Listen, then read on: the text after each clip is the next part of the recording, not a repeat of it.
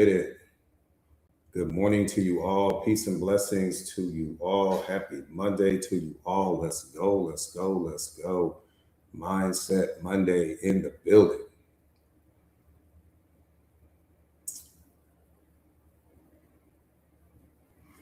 Mindset Monday in the building. What's up, Bambi? Living in faith. I love it.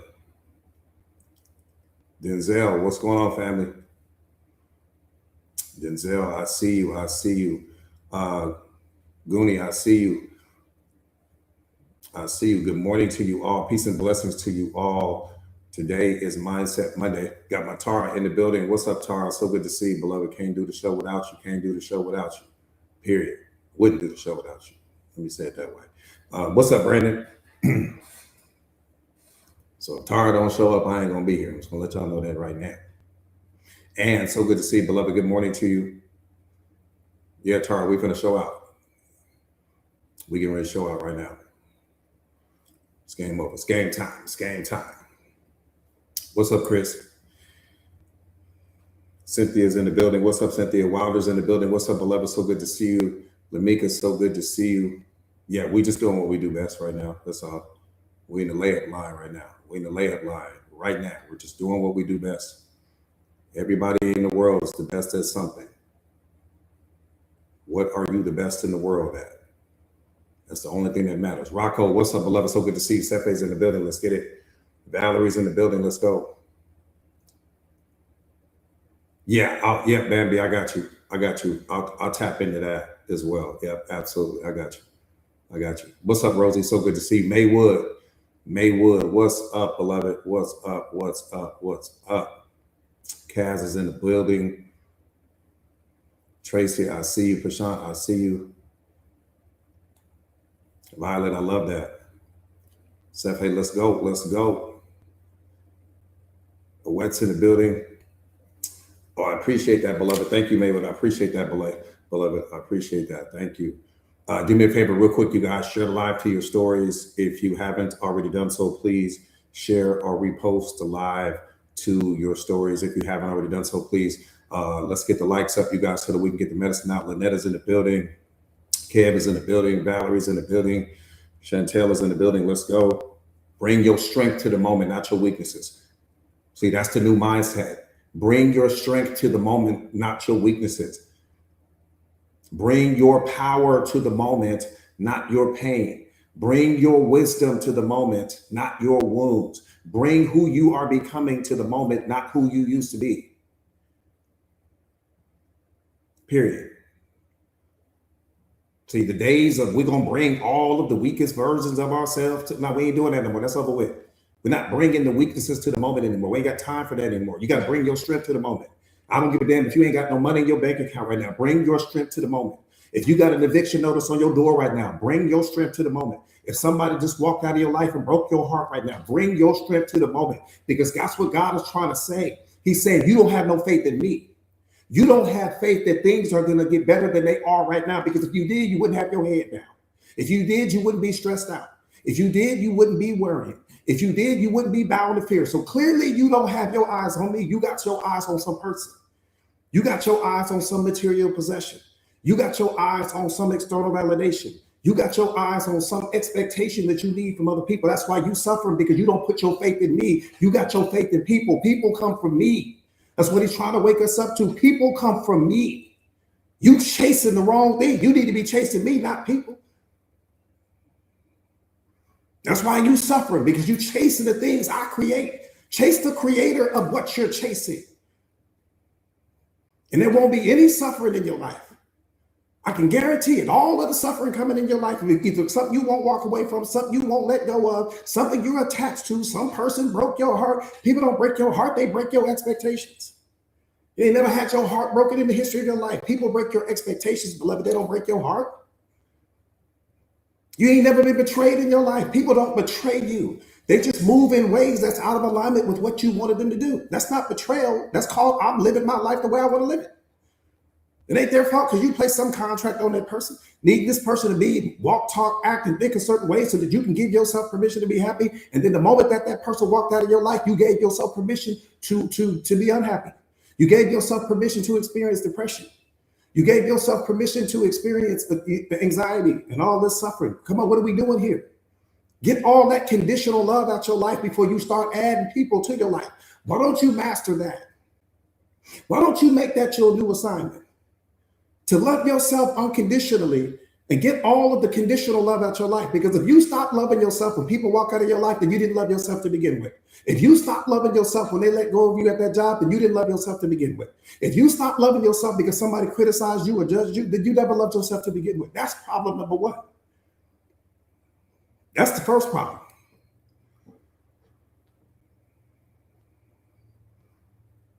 I said that's the first problem.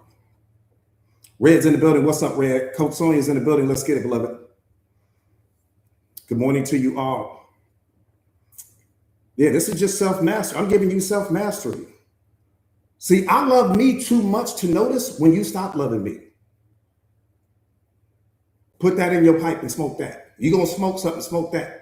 I love me too much to notice when you stop loving me. I love me too much to notice when you stop believing in me. I have faith in me too much to notice when you stop having faith. I don't notice yours because mine is too big. The same way when you walk into the ocean and you pour a bucket of water in the ocean doesn't notice because the ocean is already complete. The ocean is already filled. It doesn't see your little bucket of water.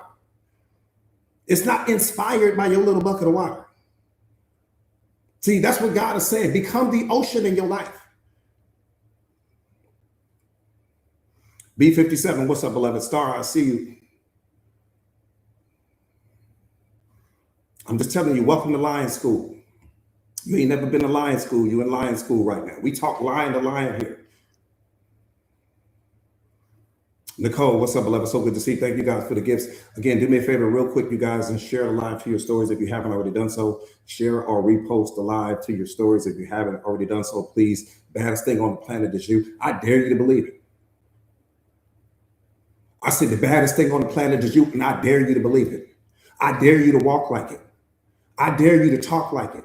I dare you to show up like it. I dare you to think like it. I dare you to stop waiting for evidence before you give yourself permission to feel powerful. I dare you to stop waiting for money before you give yourself permission to feel abundant. I dare you to start loving yourself unconditionally instead of waiting for someone else to give you the love that you won't give yourself. I dare you. We always waiting on people to give us something that only can come from you. I appreciate the gifts, you guys. I appreciate the gifts. Just the key. What's up, beloved? Anybody at Fantabulous? I see you. Rocco. What's up, family? Hey, Rocco, I love that video. Keep shooting content, Rocco. Keep shooting content. That video made me so proud.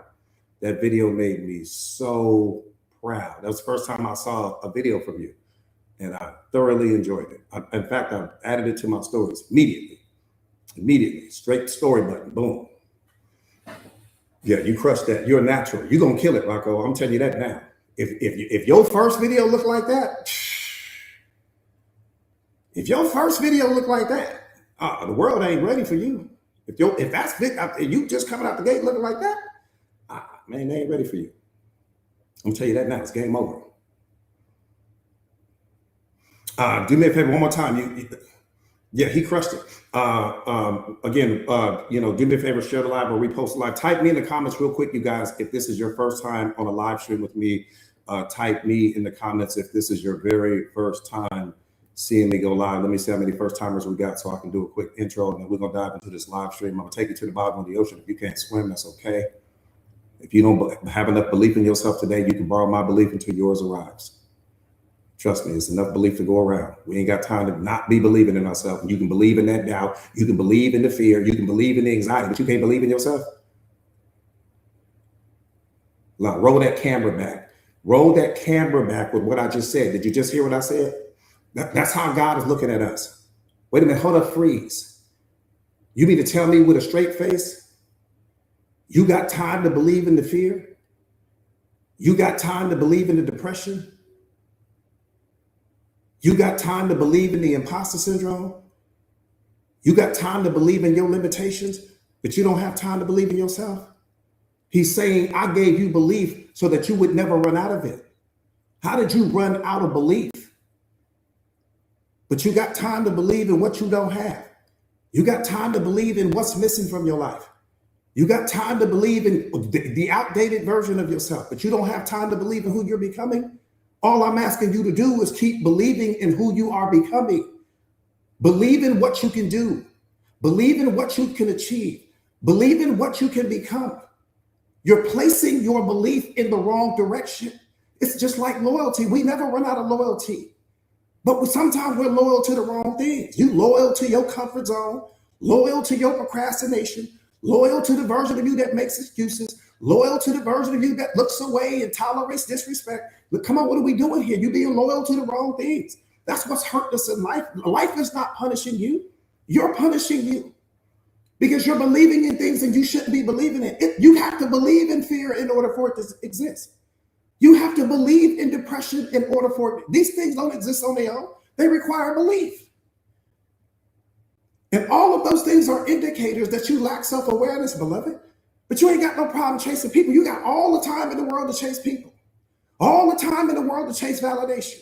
All the time in the world to place psychological contracts on other people so that you can be happy. Come on, what are we doing here? But you ain't got time to master yourself.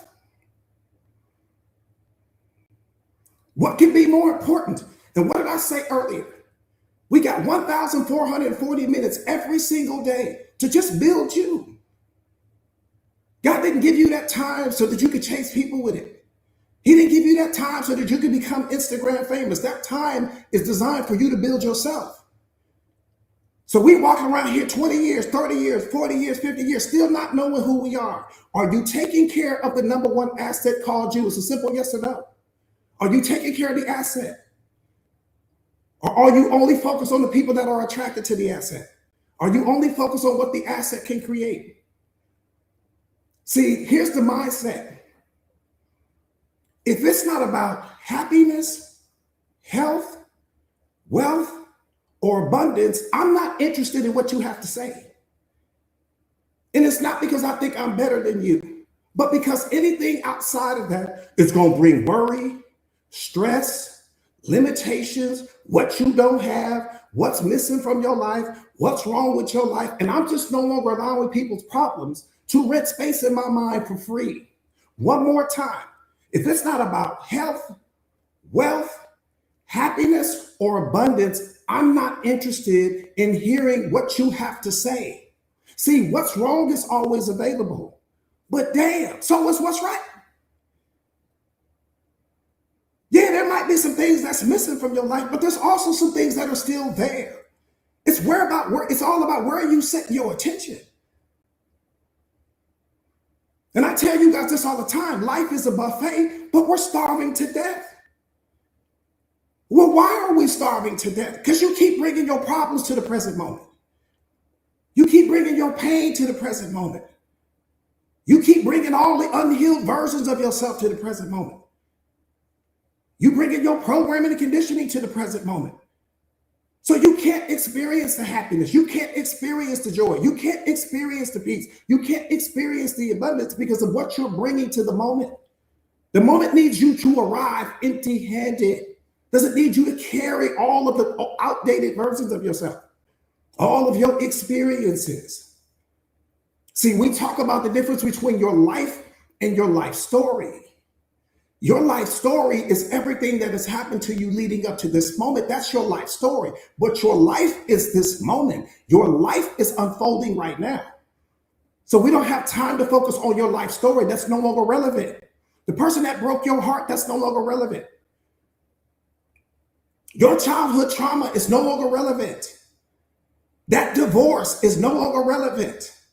That breakup is no longer relevant. None of those things apply to this moment. Those are things that you've already experienced, but they have nothing to do with this moment.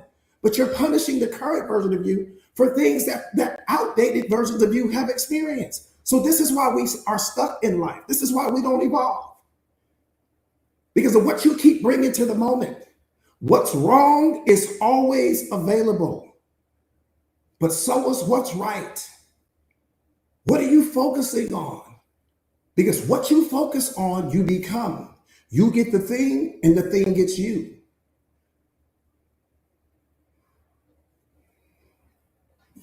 Lynn, what's up, beloved? Red, I see you. What's up, beloved? Health, wealth, happiness, or abundance. Outside of that, I don't even want to talk to you. Health, wealth, happiness, or abundance. Outside of that, what are we talking about? We don't have time to talk about your trauma. That's not even a part of this moment. We don't have time to talk about your pain. That's not even a part of this moment. We don't have time to talk about that divorce. That's not even a part of this moment. We don't have time to talk about the outdated versions of you. That's not a part of this moment. We don't have time to talk about your ego that can't even exist in this moment. We don't have time to talk about any of that. None of those things apply to this moment. There's absolutely nothing wrong with this moment other than what you keep bringing to it. This moment right now is perfect. This moment is absolutely perfect. We contaminate it by what we bring to it, but the moment is perfect. This moment is not bothering you. But what you keep meeting the moment with is what produces your suffering.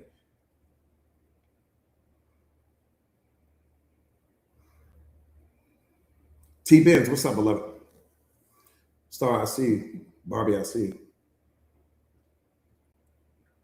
you. Again, do me a favor, type me in the comments real quick if this is your very first time. Keziah, what's up, beloved? So good to see you. Type me in the comments real quick if this is your very first time on live stream with me. Yeah, there's only now. And you know, you suffer because you believe in a future and you believe in a past. That's why you suffer. See, what you call the future is the now imagined, and what you call the past is the now remembered. And once you master your understanding of that, it removes so much of your suffering. Let me say that one more time. What you call the future is the now imagined. What you call the past is the now remembered. There's only this moment. You're either imagining a future version of this moment or you're remembering a previous version of this moment, but there's only this moment. And your ego has you trapped in psychological time. Your ego has you believing in a future that doesn't exist because you are the future, or your ego has you believing in a past that doesn't exist because past, present, and future are all a part of this moment. They're not separate from this moment. They're not three different things. It's just one thing.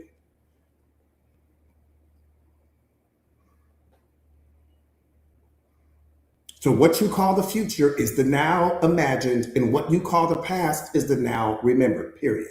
Outside of that, there's nothing else. All right. For anyone new to the platform, welcome. Joy, what's up, beloved? For anyone new to the platform, welcome, welcome, welcome. My name is Jordan Williams. I am a certified life coach.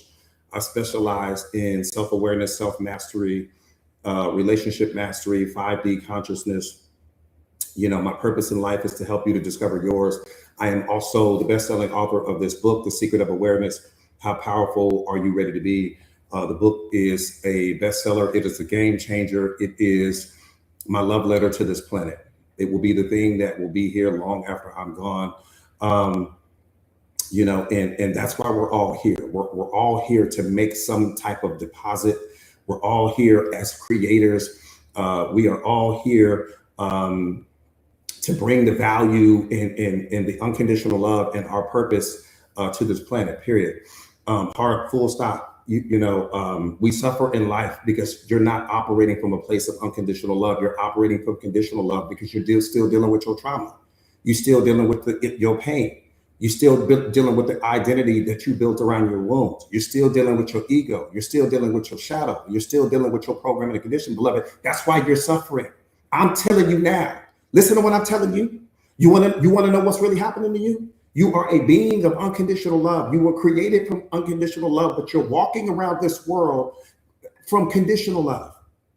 That's where all your suffering is coming from. Every negative emotion that you experience is trying to alarm you of that. Every single negative emotion you experience is trying to alarm you of that right there. You are a being of unconditional love. But you're moving through the world from a place of conditional love. That's where all your suffering is coming from. Anything out of its natural environment is going to suffer. If I take that fish, for as powerful as that fish is, and for as fast as that fish can swim in the ocean, but the moment I put that fish on land, the fish is going to suffer. If I take that eagle and clip its wings where it can no longer fly, can the eagle still live? Yeah, it can still live, but it's going to suffer. It's going to suffer. If I take that lion from its natural habitat and I put it in some cage for my amusement, the lion's going to suffer. Is it still living? Yeah, but it's suffering. Some of you guys are just like the lion. You in the cage, but the cage is made up of your own thoughts. The cage is made up of outdated versions of yourself. The cage is made up of your programming and conditioning. The cage is made up of the edited version of yourself that you became so that you could be what the world needed you to be. Most of you guys are walking around in a cage, but here's the thing, you're also the key to the cage. But the key is awareness and discovering who you are. The key is emotional intelligence. The key is self-mastery. The key is no longer showing up small. The key is no longer tolerating disrespect. The key is walking and meeting every moment as the most authentic version of yourself and not giving a damn what other people think about you. The key is when you no longer chase external validation. The key is when you don't need people to clap for you. You don't need them to believe in you anymore because you've become enough for yourself. Are you enough for you? As you are currently constructed right now, are you enough for you? Have you stepped into that mindset where you're saying to yourself, I'm good enough for me exactly as I am right now? Not once you lose the weight, not once you get the promotion, not once you get a few dollars in your account, not once that you find the right partner to spend your life with. Are you good enough for yourself right now? Or do you need something to be some addition to you? Some person, some material possession, something outside of yourself to complete you? That's why this is important. Because you will never be happy until the day you get to that place where you are good enough for you as you are currently constructed right now. Money or no money, relationship or no relationship, friends or no friends, car or no car, apartment or no apartment, house or no house. Those things are all material. Those things are what you create. They're not what you are. They're what you create.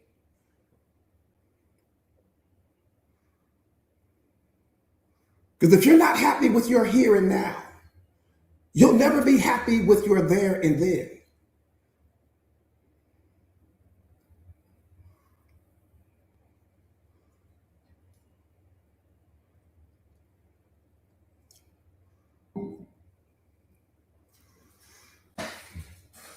Whip girl, I see. All right, let's get busy, getting busy. Do me a favor real quick, you guys, and share the live or repost the live to your stories, please, if you haven't already done so. Type no in the comments real quick if you are not currently signed up for my free thought of the day. If you are not currently signed up for my free thought of the day, type no in the comments real quick. Let me get you guys signed up, because trust me, you will not want to miss it. There's a lot of things in life you can miss. This isn't one of them.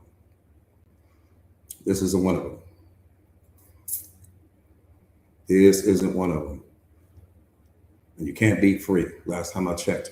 Let me tell you why the free thought of the day is so important. You got to wake up inspired, man. Period.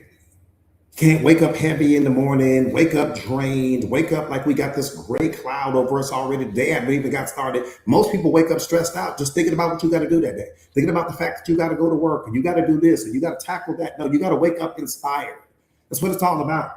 You got to wake up with purpose, with intention, and attack the day and demand what you want from the day. Why? Because life will only give you what you demand, not what's on your vision board, not what you hope for, what you demand.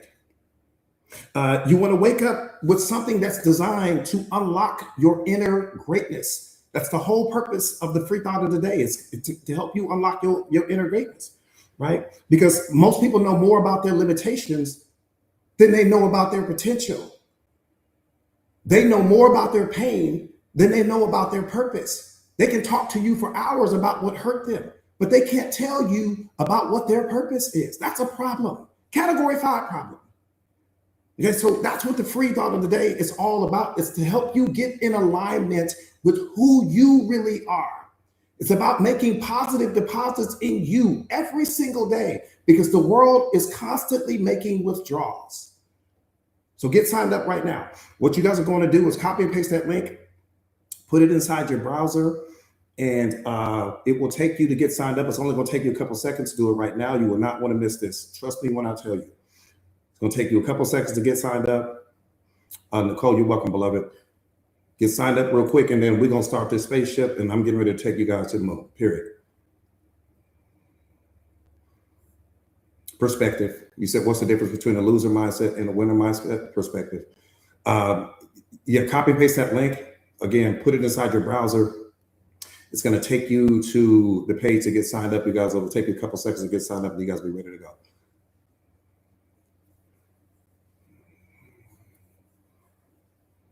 Yeah, it's all perspective. Everything in life is perspective.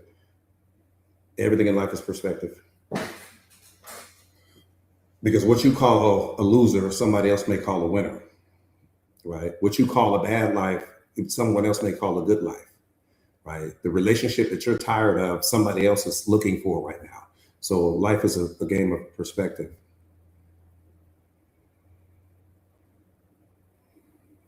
That part right there, Julia, yeah, once you understand that, what you call ugly, someone else may call pretty, right? The meal that you push away because you say it doesn't taste good, somebody else may say, this is the best thing I've ever eaten.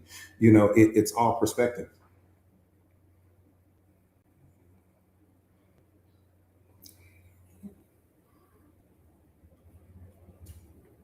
All right, boom, let's get busy.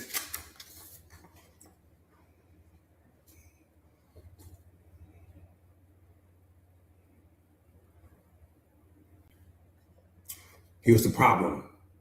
Here's the problem. Here's the problem. Most people prefer the hell they know to the heaven they haven't built yet.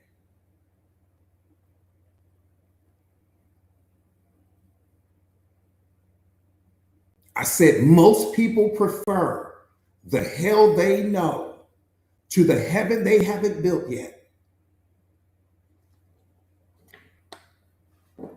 Your job is not to change your reality. You change your identity. And when you change your identity, your reality automatically follows.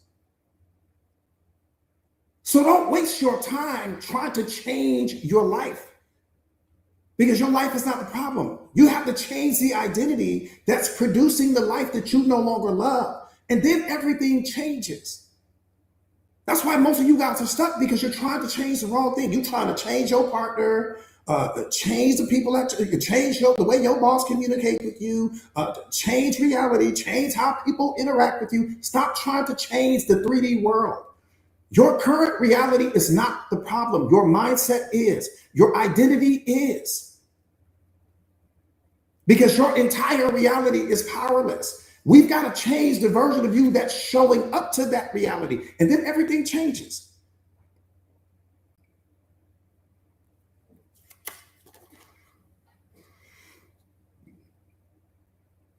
So one more time, you don't change your reality. It's a waste of time. You change your identity.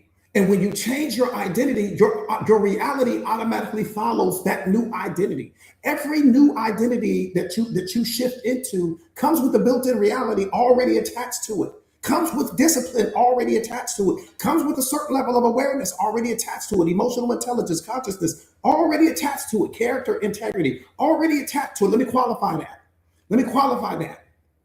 When I became this version of me, when I shifted out of the version of me that I was before I ever started my self-awareness journey, I didn't have to start becoming more disciplined. I didn't have to work on my character. I didn't have to start working on my integrity. I didn't have to do any of those things. Let me tell you why I didn't have to do it. Because once I became this version of me, once I embodied this version of me, I automatically became more disciplined. I automatically walked away from certain people. I automatically walked away from certain environments. I automatically stopped doing certain things in the dark when no one else is watching. It didn't take effort. It was completely effortless.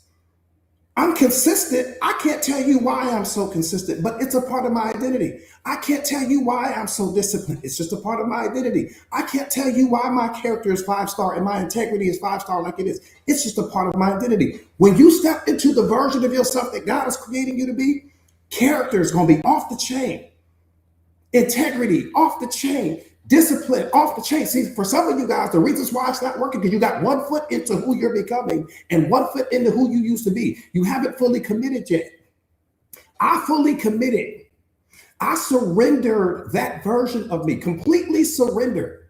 So once I shifted into this identity, like this is who I'm going to become, discipline came, character came, integrity came. I swear on my life, I've never worked on those things, but I didn't have to. They were automatic. Because when you shift into that identity and then reality started to catch up. Now, what do we know? There's going to be a lag there. Silver CEO, what's up, 11? What do we know? There's going to be a lag there. So once I shifted into this identity, it took some time for reality to catch up to this version of me. It didn't happen overnight. It didn't happen in a week. It didn't happen in a month. But over time, reality will start to change to mirror the version of yourself that you identify as currently. And this is where most of you guys lose the faith. This is where you stop believing in yourself because you want that microwave result. You want things to happen overnight.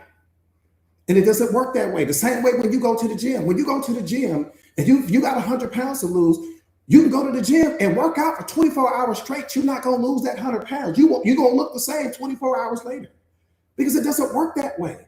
But once you shift out of the identity from the version of yourself that made you unhealthy to begin with, what's going to happen is that over time, reality will start to catch up. Your body will start to catch up to mirror your new reality, your new identity.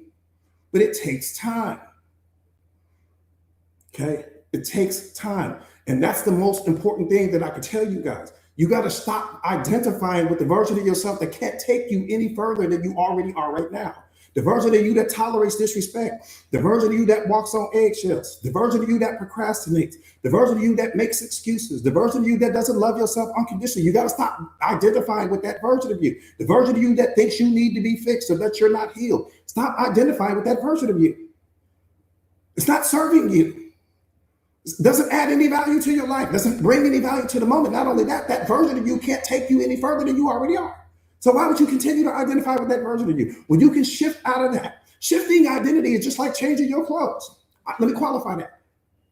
You can have on a gym outfit, and when you're wearing that gym outfit, you have no desire to go and start a business.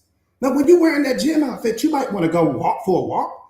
You might want to go for a hike. You might want to go ride a bike or do something like that or go do some yoga. But what you're not thinking about is business. But the moment that I put a business suit on you, your whole energy shifts. Once you put that business suit on, now you're thinking about business. Now you feel more important. Now you feel more accomplished, right? Now you're ready for that. But in that moment, you're not thinking about going to the gym. When you're walking around with that business suit on or your best dress on or whatever the case may be, you're not thinking about the gym anymore. That's the last thing that's on your mind. Why? Because you've shifted into a different identity. It's the same thing. It's the same concept. So when you shift, your identity isn't what you are. Your identity is what's attracting everything that's happening in your life. See, your identity isn't what you are. Your identity is what you've rehearsed.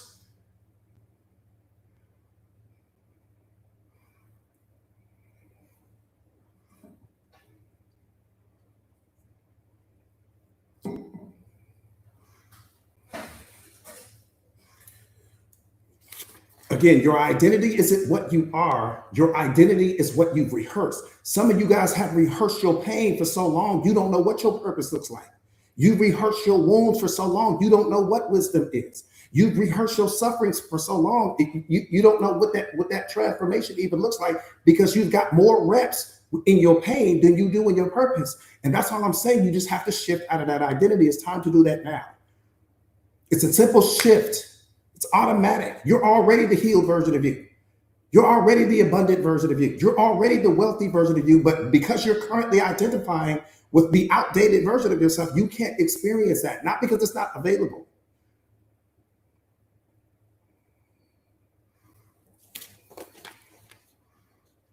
That part right there, Lynetta, that part right there, beloved.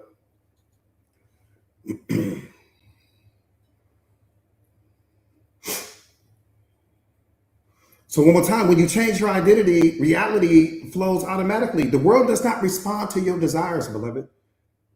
It responds to your identity. It's not responding to the strength of your prayers. It's not responding to what's on your vision board.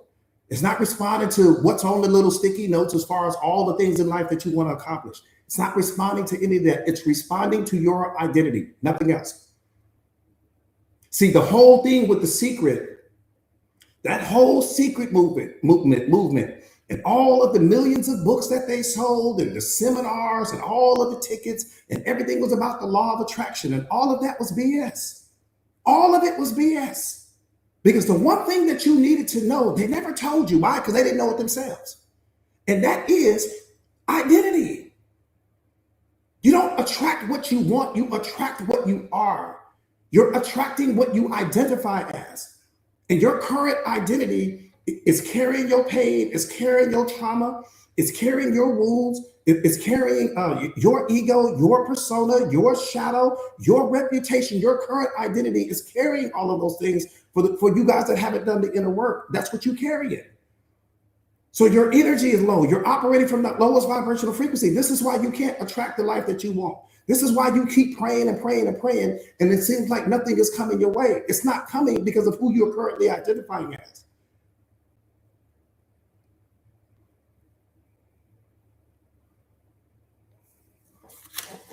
That part right there, LaDana, what's up, beloved? Identity is the most important thing. There's nothing more important than identity. Every relationship that you attracting into your life right now is coming because of who you currently identify as. So that toxic relationship, the narcissist, the person with all the red flags, all of these things are coming because of who you currently identify as.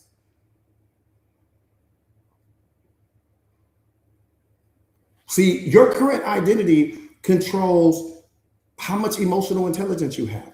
It controls what you believe to be true about yourself. It controls how much you love yourself. It controls how you show up for yourself. It controls what you tolerate, what you normalize, what you settle for. See, your current reality is only a reflection of the person you currently identify as.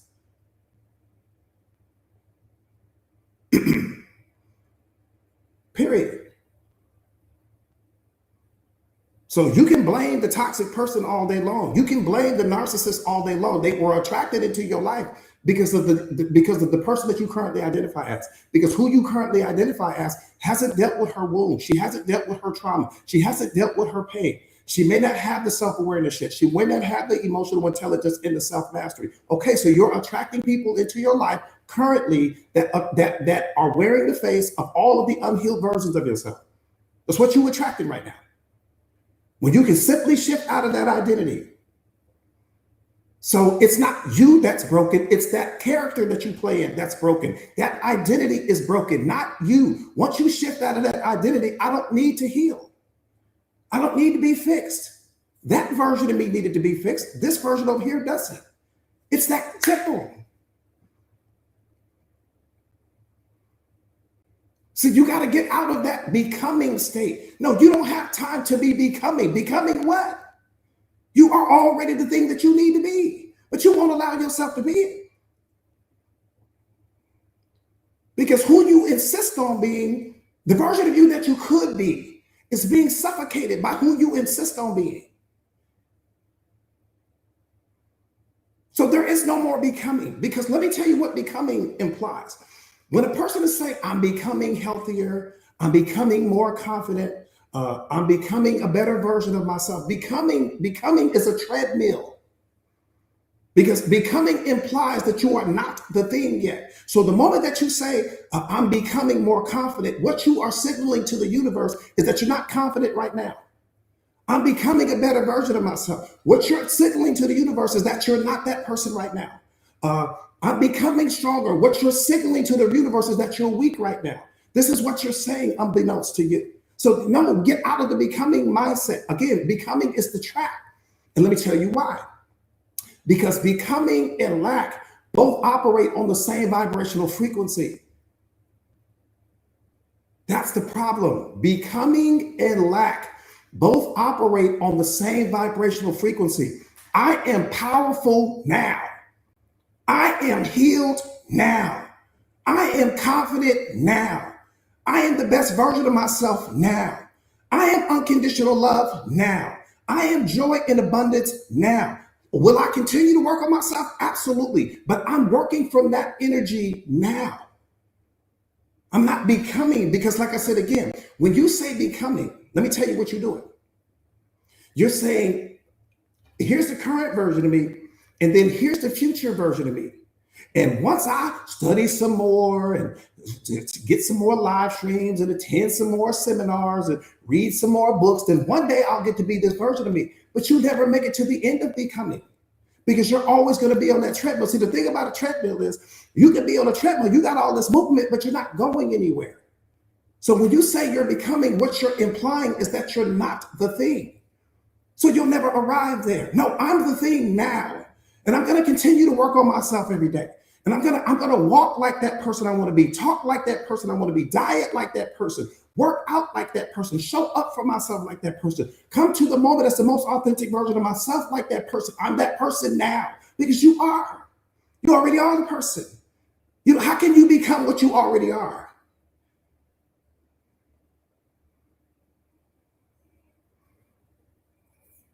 So tell me how you do it.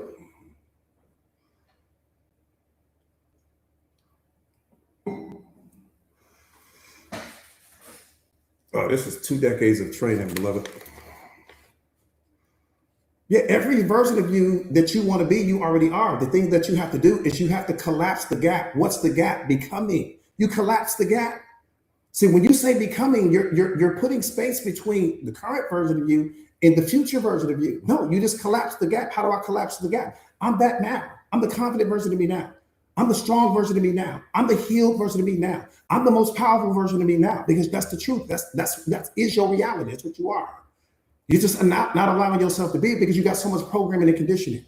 You've allowed the world to convince you that you're not. You've allowed the world to convince you that you need to read a few more books, attend a few more seminars, watch a few more live streams. I need to study a little bit more. I need to grow some more. I need to evolve some more. Who told you that? That's your ego telling you that. That's your ego telling you that.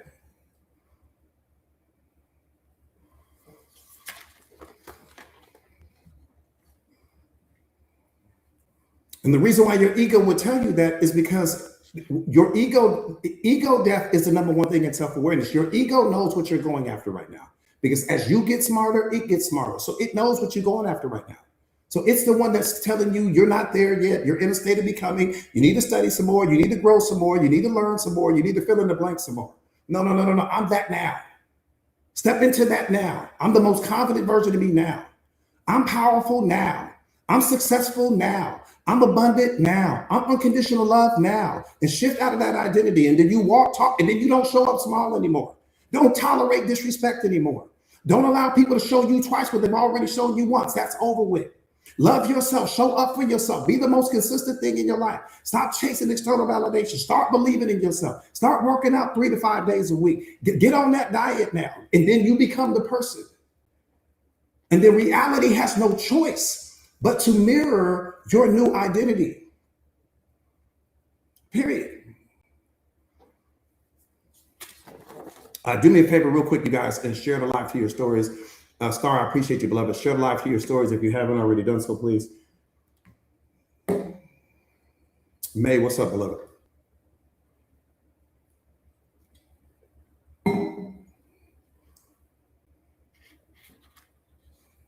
No, I appreciate that, Star. Thank you. Scar, what's going on, beloved? So good to see you. Christopher, so good to see you.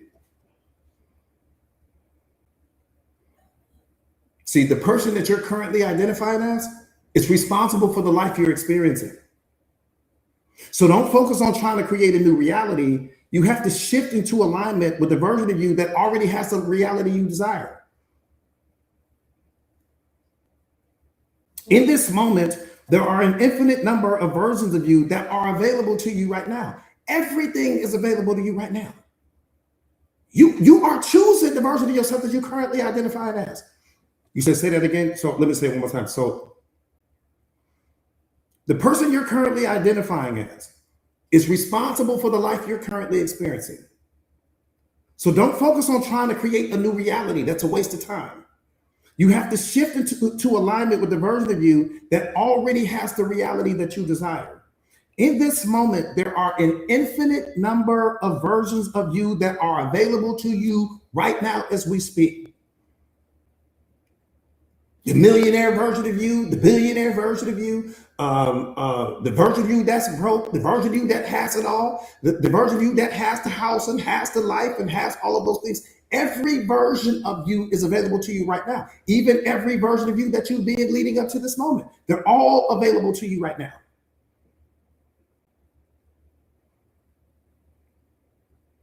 And this is what makes the law of assumption so powerful. What makes the law of assumption so powerful is this. God is saying, y'all got the game twisted.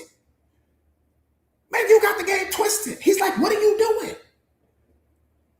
See, the thing about belief is that belief requires evidence. In order for you to believe something, you got to be able to see it, or you ain't going to believe it. So belief requires evidence. But what God is saying is this. He's saying your assumptions are more powerful than beliefs. Why? Even though your assumptions are beliefs, your assumptions are elevated versions of beliefs. Because what God is saying is this. He said, wait a minute.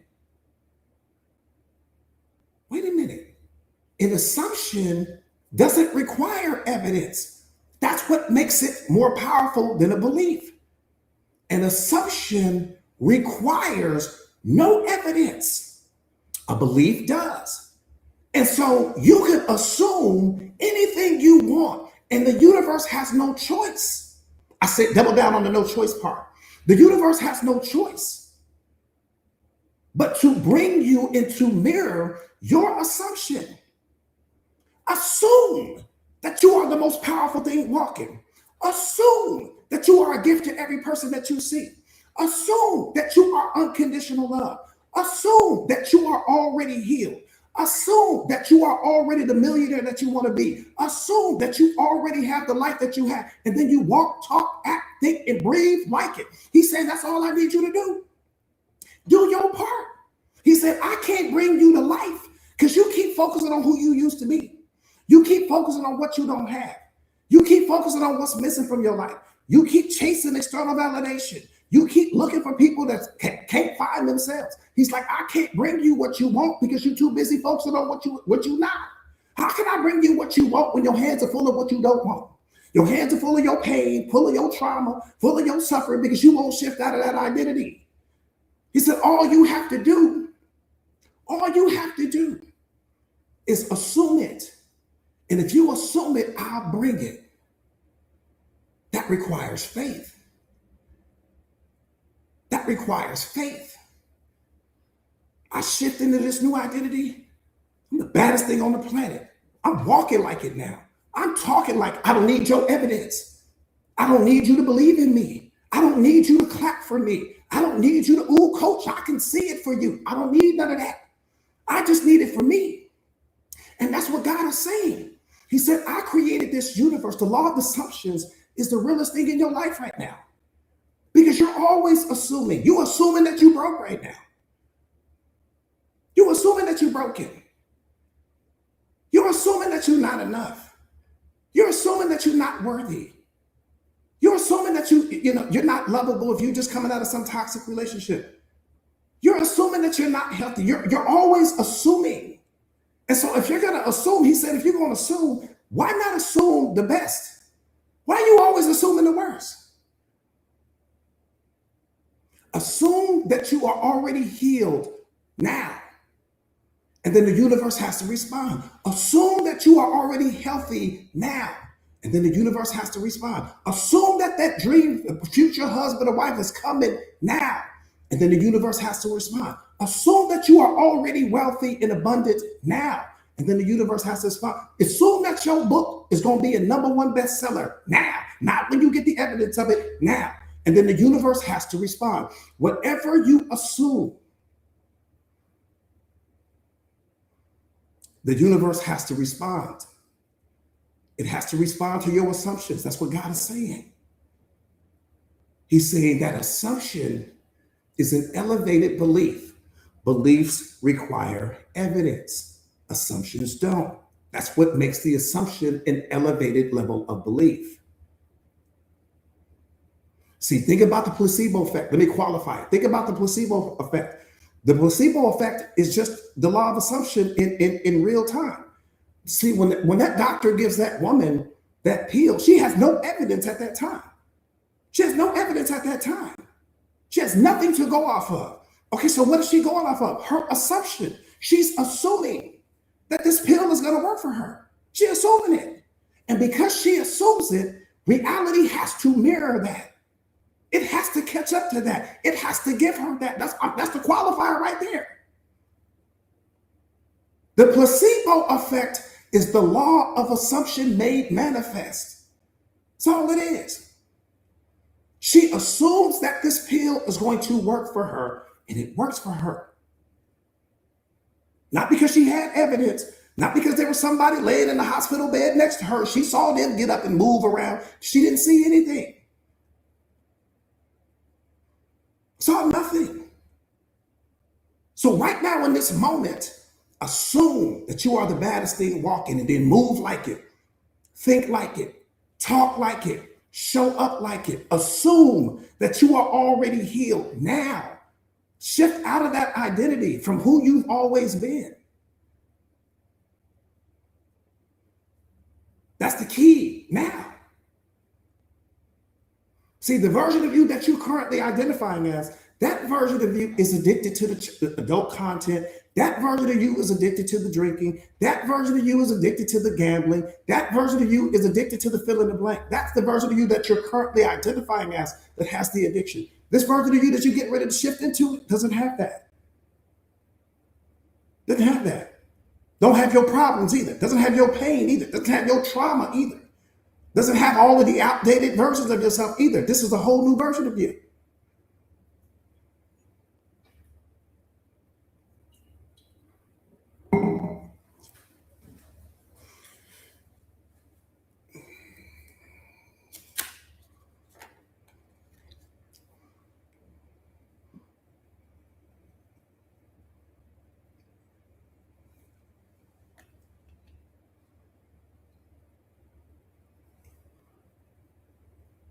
You said you're just supposed to assume that racism doesn't exist. Let me tell you what exists.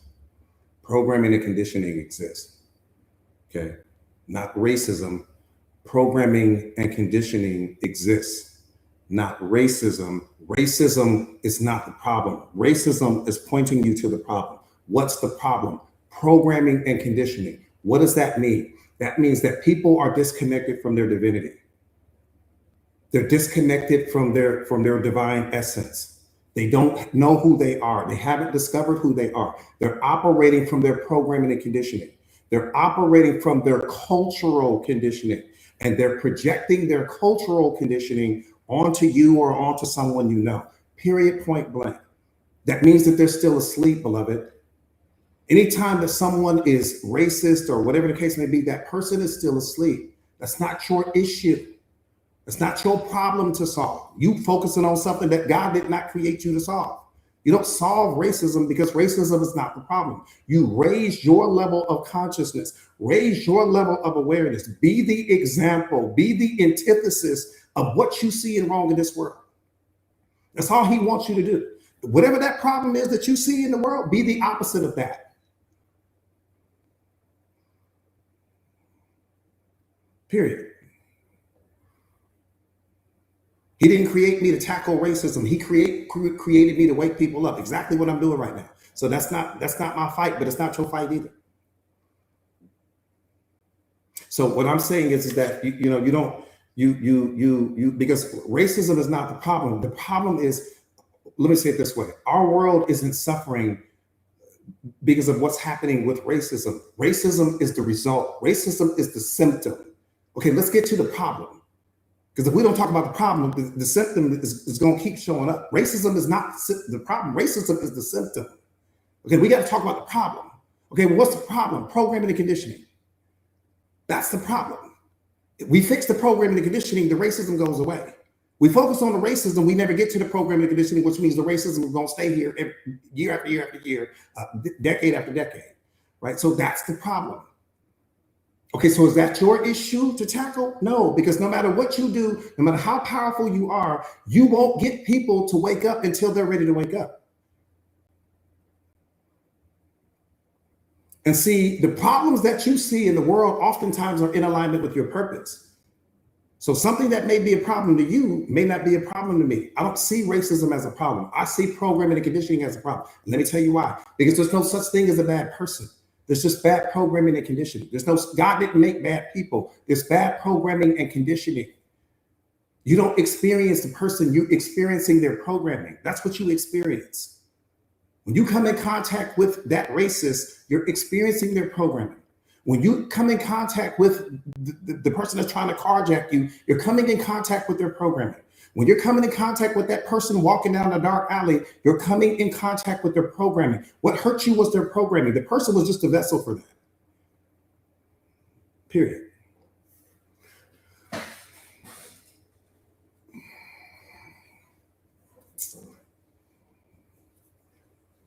Do me a favor real quick, you guys, and share or repost a live.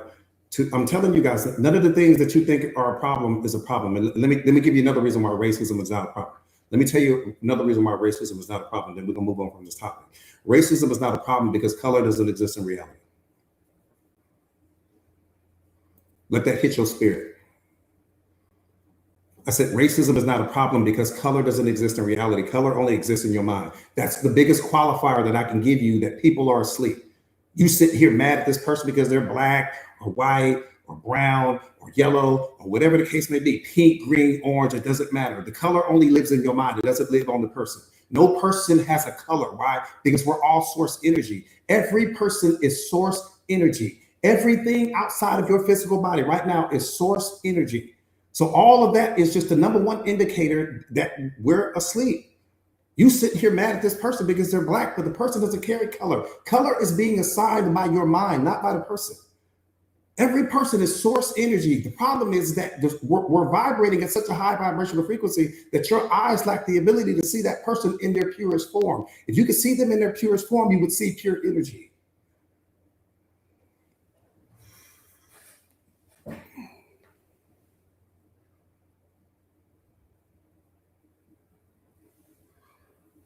Does that make sense? All right, that's enough about that.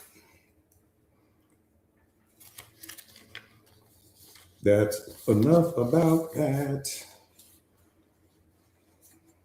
No, but seriously, everything outside of your physical body is source energy. So the moment that a person starts talking about racism, instantly you let me know that where your level of awareness is, because there's just energy. There's nothing else. There's just everything is energy. Yeah, T-Dance, everything is energy.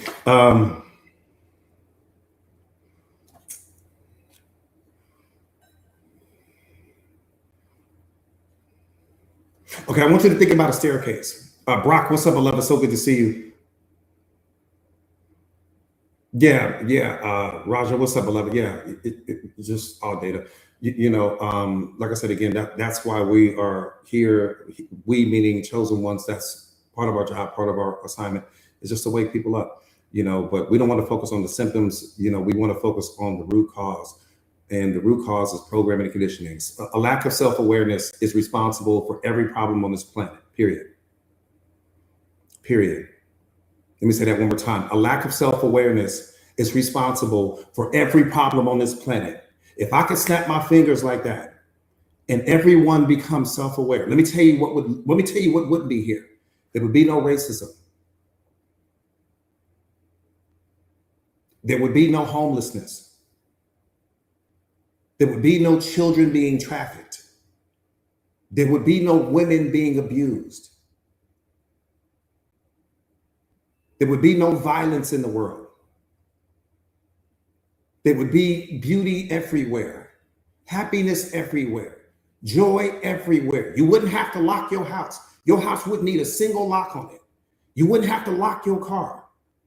You wouldn't need all of these passcodes and everything for your bank account and PIN numbers, and all of that would be unnecessary. You would be able to walk the street. If you were a woman, you would be able to walk the street at 3 o'clock in the morning in any neighborhood, and you would feel safe. There would be no need for police because self-aware people govern themselves. The self-aware person knows what you are. They know what you're connected to and they know what you come from, so they would never touch you. They wouldn't touch you.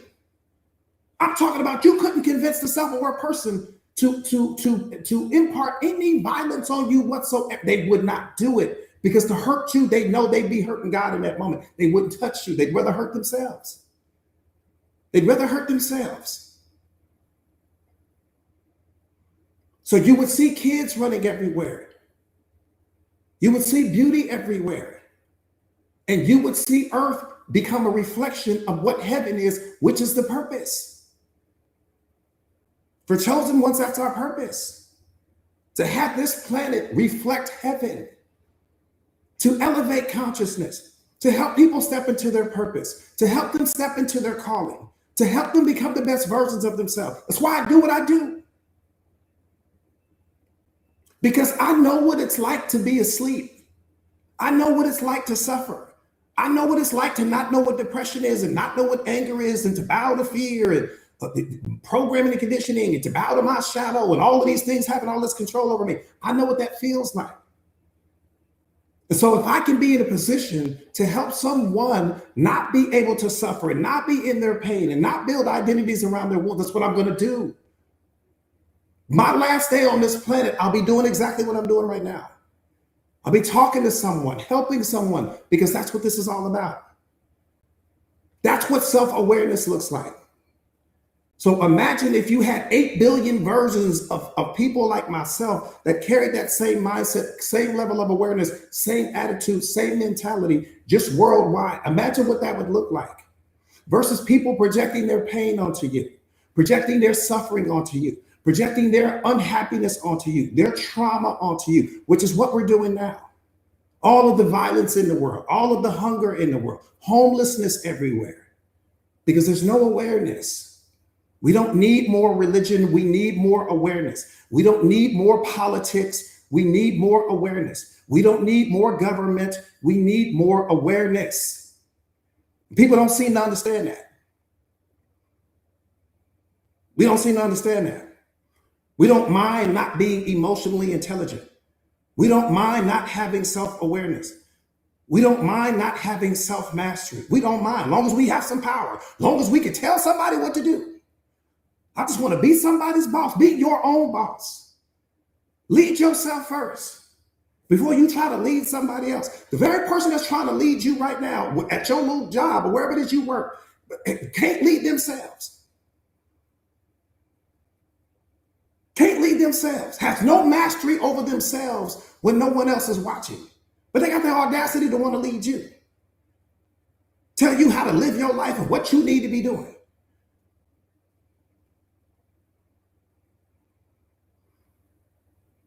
Our world is suffering due to a lack of self-awareness, period. Go to every mountaintop that you see. Go to every person that you see and tell them that. That's the problem. Not a lack of religion, not a lack of politics, we need more government, we need more policies, we need more rules, we need more laws, we need more awareness. And nobody seems to understand that.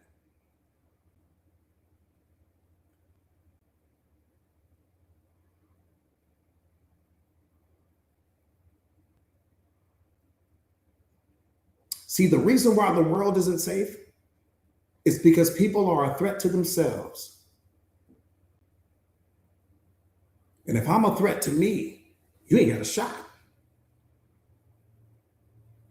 I hurt me all the time with my lack of self-awareness, when my wounds and me identifying with my pain and me identifying with my trauma, me identifying with my ego, me identifying with my suffering, me identifying with the character that I play and all this other stuff like that, me identifying, with some outdated version of myself. I hurt me every day.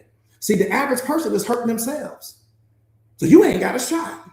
And these are the very people that we run and add to our lives.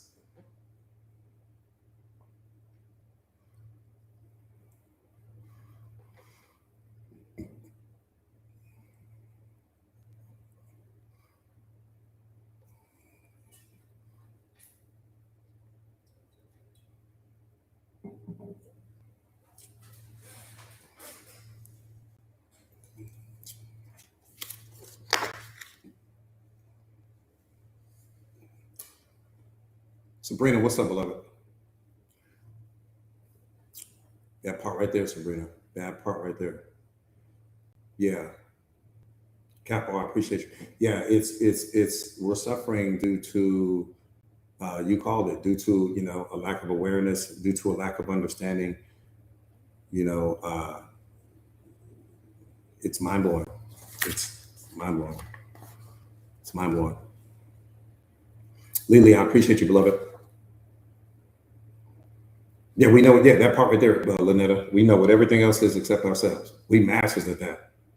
We know what everything else is, except ourselves. It's crazy. Do me a favor real quick, you guys, and share or repost a live to your stories if you haven't already done so. Please share or repost the live to your stories if you haven't already done so. Please. Yeah, just keep working every single day on self-awareness, because that's the goal. Like, you guys don't understand, self-awareness is a lifestyle. It's not something that you practice. It's something that you become. Jordan Williams, cut shave, Jordan Williams, certified life coach. Again, self-awareness is not, I think that's the biggest problem, is that a lot of you guys study it, but you don't become it, right? You study it, but you don't become it. Self-awareness is a lifestyle. It's not something that you study. It's not something that you pick up occasionally. Rubes, what's up, beloved? That's the problem. Some of you guys, and that's why you really haven't had your breakthrough yet, because you haven't become it yet. You got to become awareness, because it's already what you are. You consciousness, awareness, soul, spirit. That's what you comprised of. Period. Everything else is programming and conditioning. So it has to become a part. The same way you breathe. It's not something that you have to think about. Same way you eat every day. It's not something that you have to think about. It's just a part of who you are. It's a part of what you are. And self-awareness has to be as natural in your life see, that's why you guys can ask me any question. That's why I can be on the street. I can be at the gym. A person asks me any question. I don't have to think, because it's what I am. Same way if you ask me my name, I don't have to think. It doesn't require thinking. If you got to think, you're not becoming it. You're still studying it. Let it be in you like your blood, not on you like your clothes. Some of you guys put it on and off like an outfit, and it seems cool. So you can be at the job and impress people, and on the phone and impress your little friends with the stuff you know. You haven't become it yet.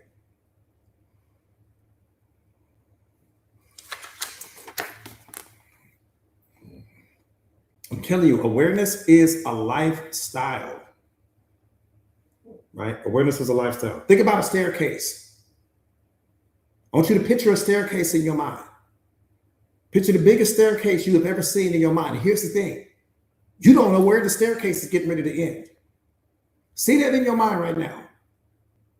Type me in the comments if you see that in your mind. I want you to picture a staircase in your mind. It goes on forever. But you don't see the end. You only see the step that you're standing on right now, and the step in front of you. See, here's the thing. The step that's behind you has already fallen off. That's how God wants us to move through life. The step you are standing on is the most important step in the world, not the one that you just left, not the one that you might step on next, the one that you're standing on right now. It's the most important step in the world, because that represents the present moment. The step behind you is gone already. You can't go back that way. That being a metaphor for stop stepping back into yesterday. You're not going that way. The staircase goes this way. All your suffering is coming from what's on that last step, not what's on the next step, what's on the last one. Your anxiety is coming because you're trying to predict what's going to happen on the next step, versus focusing all of your time, energy, focus, and attention on the step you're standing on right now. It's the only one that matters.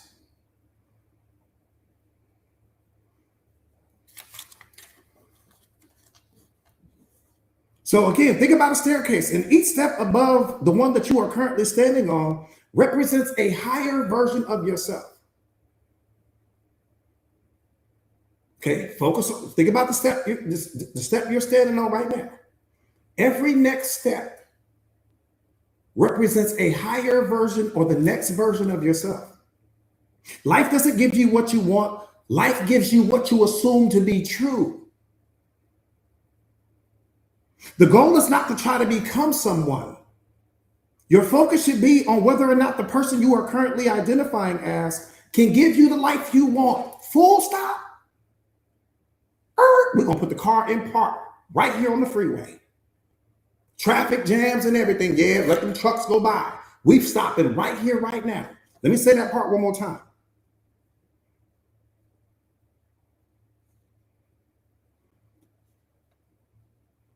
Life does not give you what you want.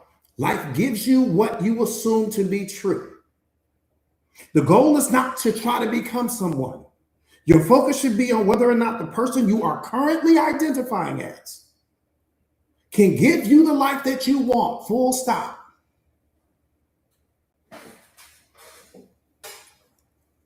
So I want you to sit and think about that. This is not about me. This is not about this live stream. I want you to sit and think about that right now. The version of you I didn't say the version of you that you might be tomorrow. I didn't say the version of you once you lose the weight. I didn't say the version of you once you sell the book, once you create the book. I didn't say the version of you once you get the promotion. Who you are right now in this moment, if nothing else can change, is the version of you that you are currently identifying with or identifying as. Can that version of you bring you the life you want? It's a simple yes or no. Because if the answer is no, we got work to do. If the answer to that question is no, then we have work to do, which means we don't have time to focus on the past. We don't have time to focus on who walked out of your life. We don't have time to focus on who stopped believing in you and who criticized you. We don't have time for that. If the version of yourself that you're currently identifying as right now can't bring you the life that you want, man, we got work to do. You ain't got time to give all that energy to all these irrelevant people.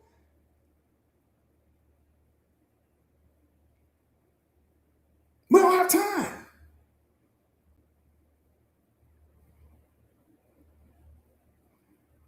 Period. We don't have time. How you got time to focus on the past and the version of you that you are right now can't get you where you want to be? And you sit here focusing on the past?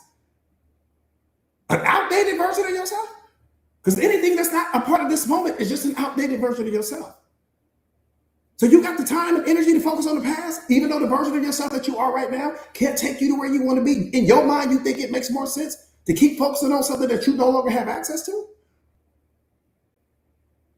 We don't have access to yesterday's version of you. We don't have access to the version of you that went through the divorce.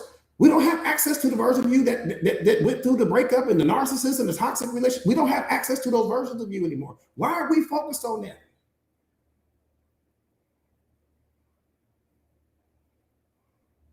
That part right there, Chef Lisa. And not only that, we don't have one day more. We have one day less. Oh, I'm so thankful God blessed me with another day. No, he didn't. He blessed you with one day less. He didn't bless you with another day. He blessed you with one day less.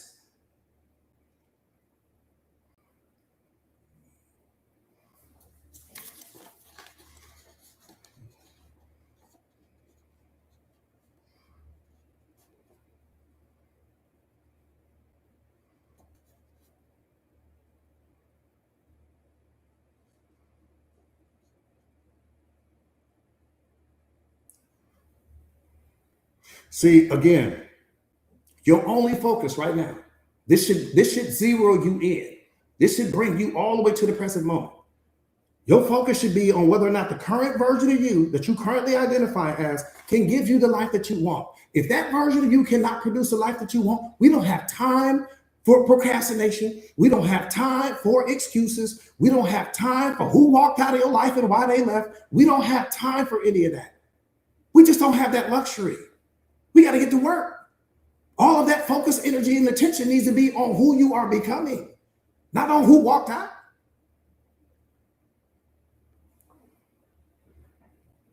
Because everything else is irrelevant. Your past is irrelevant. That divorce you went through now is irrelevant. Who you used to be is irrelevant. The person that cheated on you is irrelevant. The person that betrayed you is irrelevant. The person that broke your heart, all irrelevant now. to this moment. It brings no value to this moment. See, you may not control everything, but you have complete control over who you choose to be. Let me say that one more time. You may not control everything. I'll give you that. But you have complete control over who you choose to be. I say complete, double down on the complete part. See, your future is not waiting to happen. The future is waiting for your identity to shift. You're not manifesting the future, you are choosing an identity. And the identity you are choosing is what manifests that future automatically. All you have to do is choose your identity. Once you choose your identity, the future comes built in with it, beloved. You don't have to think about anything. That's how powerful this is. Once I shift and choose that identity of who I'm going to become, and I assume that to be true, I feel the feeling now, I walk like it now, talk like it now, think like it now. But here's what I'm telling you, all that tolerating disrespect, that's over with. Showing up small, that's over with. Walking on eggshells to make other people feel more comfortable, that's over with. Editing yourself to make other people feel special in your presence, that's over with. People pleasing, that's over with. The procrastination and the excuses and the ignoring the red flags, that has to be over with. Because all of those things are still attached to your old identity. That has to be over with. Not showing up for you, that's over with. Your choices and decisions, not aligning, that's over with. Not turning every should into a must, that has to be over with. There's certain things all of these things require effort. They don't require money. The life that you want doesn't require money. It requires effort. It requires energy. It requires attention, but it doesn't require money. Tavares, what's up, beloved?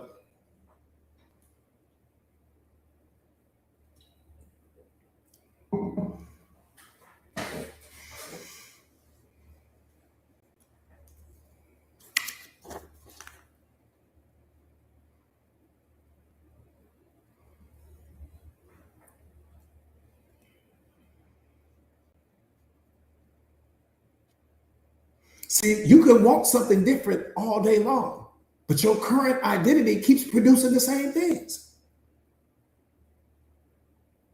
Wanting different is not enough. See, this is the part that we don't understand. You can want different all day long, but who you are currently, I want a better relationship, and I want a better job, and I want a better life and a better house and a better car. Wonderful. You can want all day long. But if your current identity doesn't match the life that you want, it'll never come, beloved. That's what I'm trying to hit you to. It'll never come. That relationship won't get better until you do. Your life won't change until you do. The people around you won't change until you do. These things are just a part of your reality. Reality has no power. The things outside of you don't need to change. The identity that created those things does. And that's what we do. We sit around and create the vision board and we just wait for things to show up. Sit around and pray and we just wait for things to show up. But you're still the same person. You haven't changed. The prayer only points God in the direction of what you want, but you still got to change your identity to match what you're praying for. You got to change your identity to match what's on your vision board. Change your identity to match the version of you that has that life. And that's the part that we seem to miss. We sitting here praying all day long, going to church all day long, but you're still the same person. Same identity, just wearing different outfits.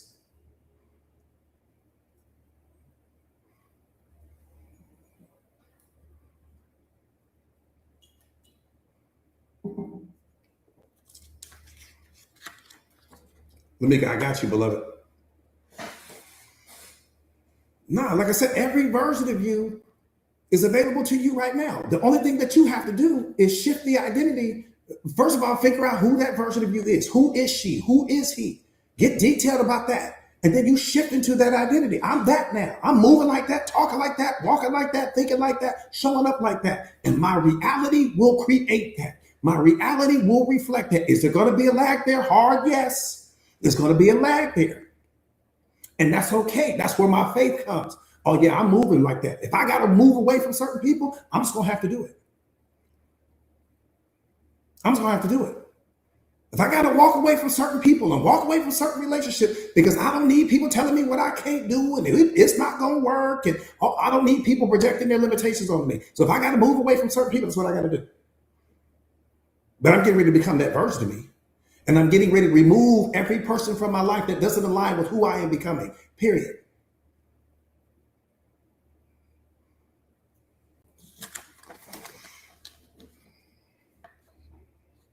So one more time, you keep wanting something different, but your identity keeps producing the same thing. Your goals, your dreams, and your desires do not bring you the life you want. Your identity does. And that's the part that we miss what's up, beloved? See, that's the part that we got tricked into. We thought that the goals were going to bring us and the dreams. All we had to have is goals. All we had to have is dreams. And the law of attraction. And it's going to bring us the life we want. So you sitting back chilling, thinking all you need is a vision board and all you need is some goals and dreams. And then your life going to come. It's just going to magically change. No, you have to change your identity that goes with that particular life. See, when you drive into a wealthy neighborhood, where you see mansions and everything like that, the people have that life because that's who they choose to be, not because they're better than you. There's nothing to do with being better than you, but who they identify as is a mirror image of that particular life. That's it. So whatever you see, just like if you go to a lower income neighborhood, that's what they believe they deserve. See, because the person that they're identifying as, they believe they deserve that. The person in the mansion believes that that's what they deserve. So reality is going to bring them what they believe they deserve. But if I go to the other side of the railroad tracks, those people are struggling and living check to check, and there's violence everywhere and crime going on everywhere, but that's what they believe they deserve. One more time, your current identity controls what you settle for, what you tolerate, what you normalize, what you believe you deserve, the level of love you believe you deserve, the level of respect that you believe you deserve, the amount of money you believe you deserve. It controls how much discipline you have, how much character you have, how much integrity you have, how much awareness, how much emotional intelligence, how much self-mastery you have. It's controlling everything. So the person in the lower income neighborhood and the person in the higher income neighborhood, the people are the same because they're all consciousness. What differs is what they believe they deserve. That's the difference. What they assume to be true about themselves, that's the difference.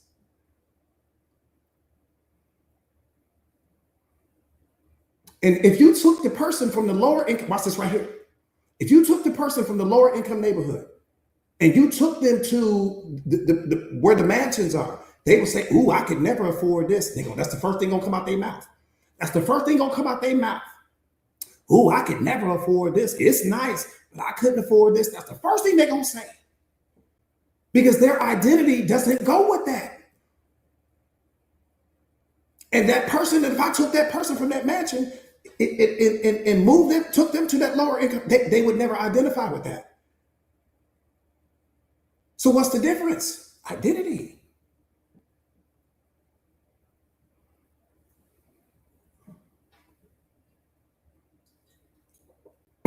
Some people will only drive a Rolls Royce, not because they think they're better than you. That's all they drive. Some people will only fly on private jets, not because they think they're better than you, but because that's what they believe they deserve. They won't fly commercial for nothing in the world. So what I'm saying to you right now is make a decision today. Make the decision with respect to who are you going to be? Who are you going to identify as? It's infinite. Don't limit yourself. Stop looking at yourself through yesterday's eyes. Stop looking at yourself from your programming and conditioning. Stop looking at yourself through the stories about what broke you and what you didn't have and what your parents didn't have and nobody ever had money. Like, stop looking at yourself through those filters. Like, get all the filters off of you. If you had a magic wand and you could create any life that you want for yourself, what would that look like?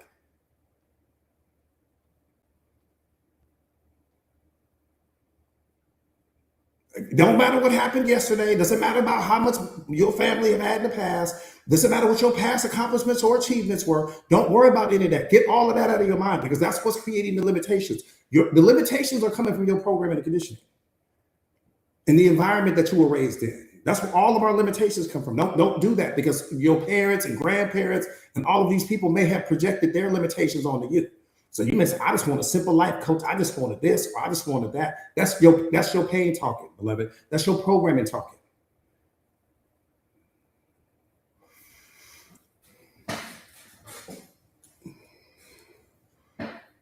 But one more time, the law of assumption states what you assume to believe, that you assume to be true about yourself. The universe has no choice but to bring you what you assume. That's what God is saying. What are you doing? Placing all these limitations on yourself. Do you not understand you are a limitless being? Where did these limitations come from? They didn't come from me. So who gave them to you? Think about what I'm saying, because your limitations didn't come from God. So we ain't going to tell that lie. We tell any lie you want. We won't tell that one. They didn't come from him.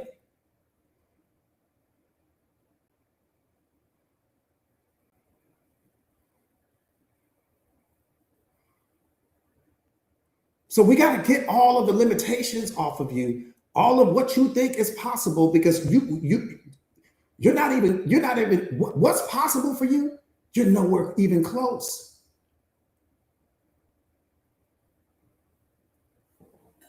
Victoria, I see you, beloved.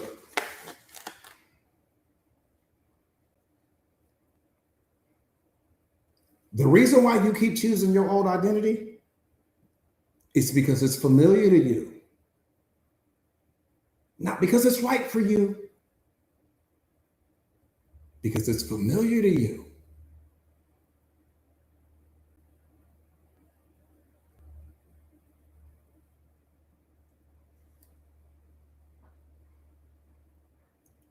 If you don't speak your truth, you need to change your identity now. If you tolerate disrespect, you need to change your identity now. If you struggle with the past, old wounds, childhood trauma, or depression or anxiety, you need to change your identity now. If you make decisions based upon how you feel versus making decisions from your awareness, you need to change your identity now. If your ego is still holding the steering wheel to who you are, you need to change your identity now. Let me say that one more time.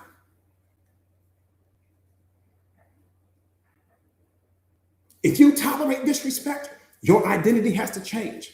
If you show up small in your own life, your identity has to change. If you walk on eggshells around certain people, your identity has to change. If you place expectations on people, your identity has to change.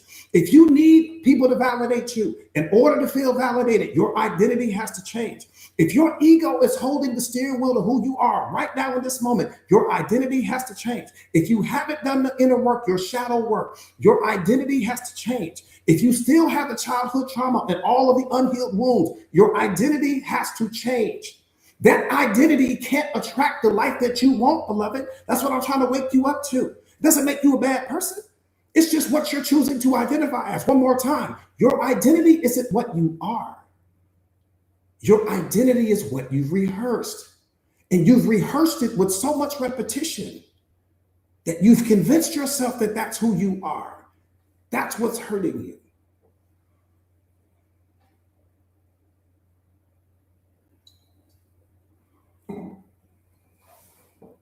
Nephew, what's up, beloved?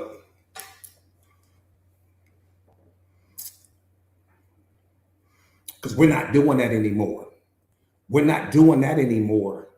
We're not, this new version of you is powerful. The new version of you is already healed.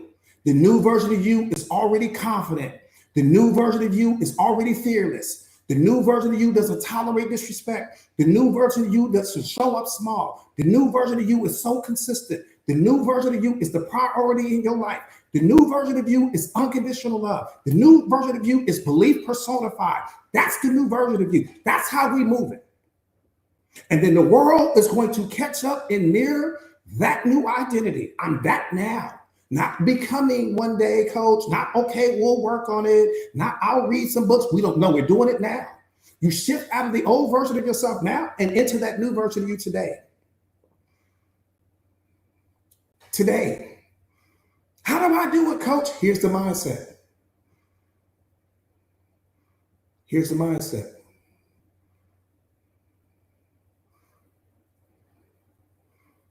I'm going to give you the cheat code. If my coach was here right now, would I be tolerating this disrespect? If my coach was here right now, would I be showing up small? If my coach was standing here right now, would I not be speaking my truth? If my coach was here right now, would I allow this person to tell me once, twice, what they've already told me once? If my coach was here right now, would I be showing up small like I am? Would I be procrastinating if my coach was standing here? Would I be making all these excuses if my coach was standing here? Would I be negotiating with yesterday's version of me if my coach was standing right here? All this time he's put into me and energy he's put into me and unconditional love and belief he's put into me. Would I be moving like this if he were standing here right now? That's your cheat code. See, when it came to my mentors and my spiritual masters, I had to leverage them. And I had to leverage them because I didn't really know how to put it into play. So I didn't want to disappoint them. So I would ask myself, when I would get to in certain moments when I didn't really know what to do, I would say, well, if they were me right now, what would they do? Would they be showing up small? Would they be tolerating disrespect? Would they be walking on eggshells? Would they not speak their truth? Would they show up to the moment as the most authentic, edited version of themselves? Would they move like that? Because if they wouldn't do it, why am I doing it? And after a while of me doing that, it just became a habit. It became a routine. And before you know it, just this version of me was unleashed. So sometimes it's just like jumper cables, beloved. Think about it. When a car needs a jump, it doesn't make it a bad car. But sometimes you need that jump to just get started. So use me as the jumper cables. If my coach was here right now, I wouldn't be tolerating this disrespect. If my coach was here right now, I wouldn't be procrastinating. If my coach was here right now, I wouldn't be making all these excuses. If my coach was here right now, I wouldn't be showing up small. If my coach was here right now, I wouldn't be letting this person talk to me like that. I wouldn't be doing that. And you just leverage me in that way. What would he tell me to do right now? What would he tell me to do right now? If he was standing here, what would he tell me to do? So you just leverage me like I did it. Same thing I did.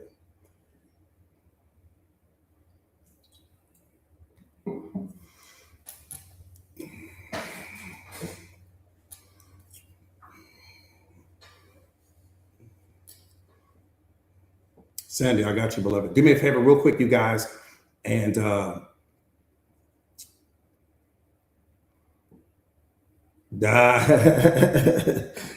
you know, I'll come kicking at the door, man. Look, you said, oh, my coach here, truth didn't showed up. My coach didn't walk through the door, the truth didn't showed up. Oh yeah, your confidence be on 10. We was in that same room together. If we were in that same room together, your confidence would be on 1,000. It would be on 1,000. You said, oh, my coach here, so no, we ain't doing none of that. No, we're not gonna do that. We can do a whole lot of things today, not that.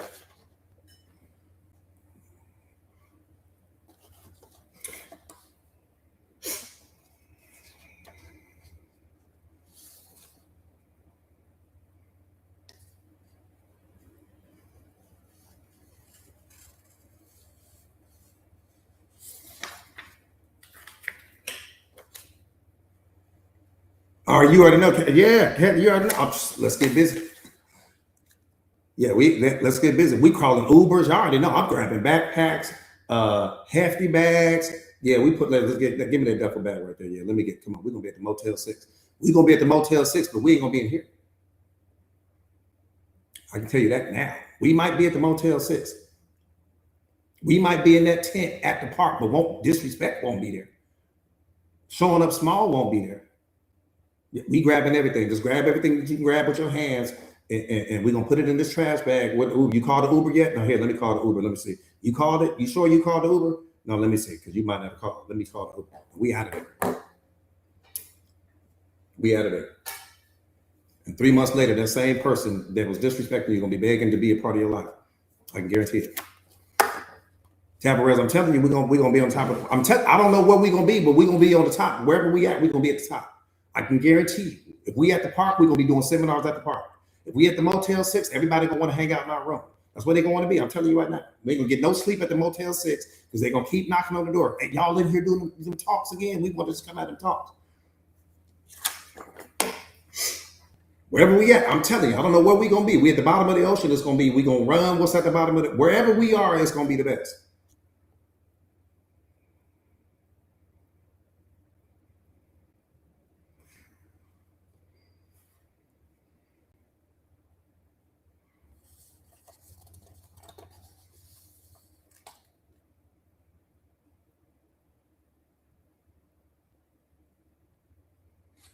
Type me in the comments real quick if you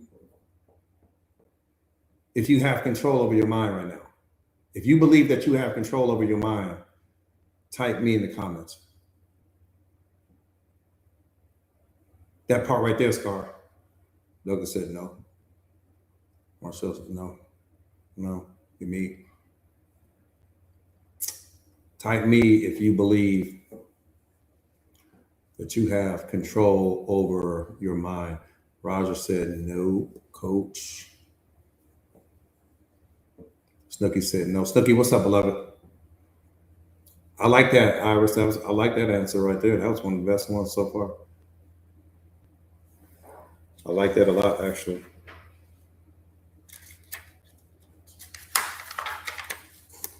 Not sure. Great answer.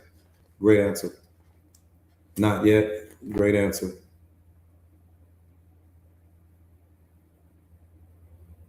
Joseph said no, but practicing. Great, phenomenal answer. Getting there with meditation. I like that. B57 said me. Lynn said getting there sometimes. Okay. Okay. I'm gonna do something with you real quick. That's going to. I'm not going to qualify it. You're gonna qualify it. Beloved, you don't have control over your mind.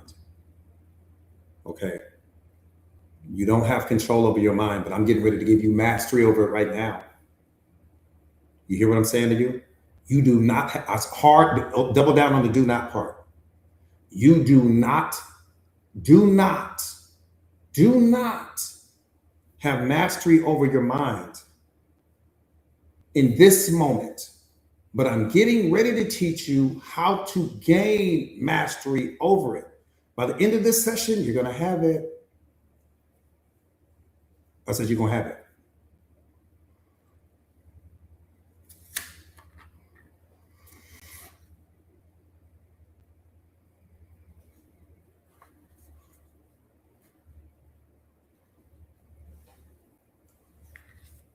Now, here's the thing.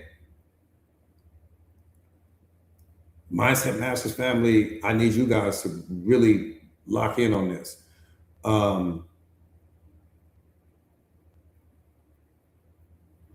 In order for this to work, I need you to be like brutally honest, because right now it's not a big deal, right? Because you're going to walk away with mastery. So right now it's not a really big deal.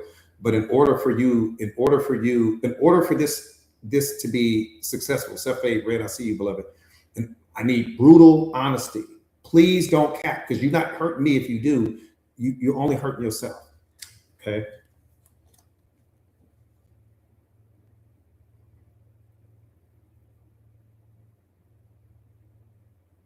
I'm going to prove that you don't have control over your mind. You only have control over what you choose to focus on.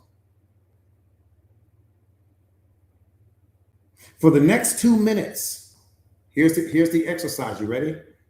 Ready?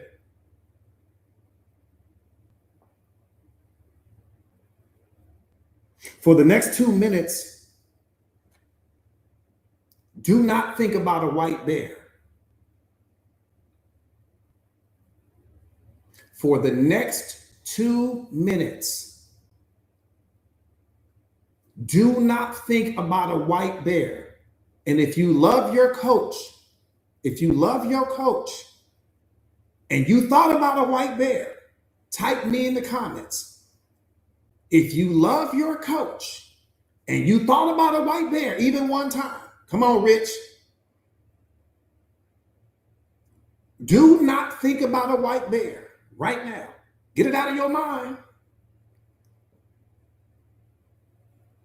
But wait a minute. I thought y'all had all this control.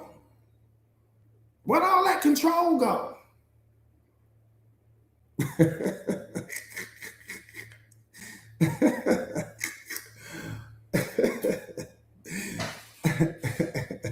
Joseph, I see you, beloved.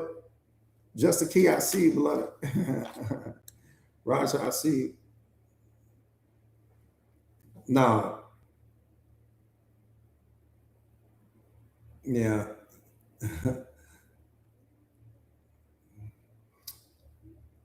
Red said, I'll try. Yeah.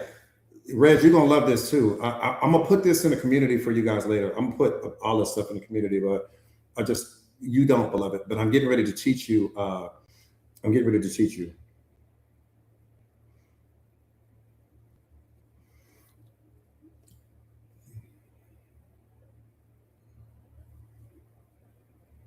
The voice in your head is the warden, not the pilot.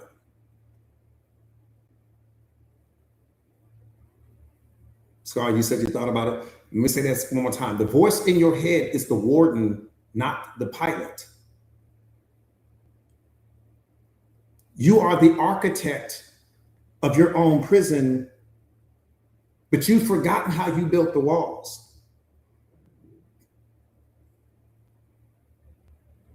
You are the architect of your own prison, but you've forgotten how you built the walls. You believe the walls are made up of all of your failures and mistakes. You believe that the walls may be made up of your current circumstances, or maybe bad luck, but they're not. The walls are made up of your attention.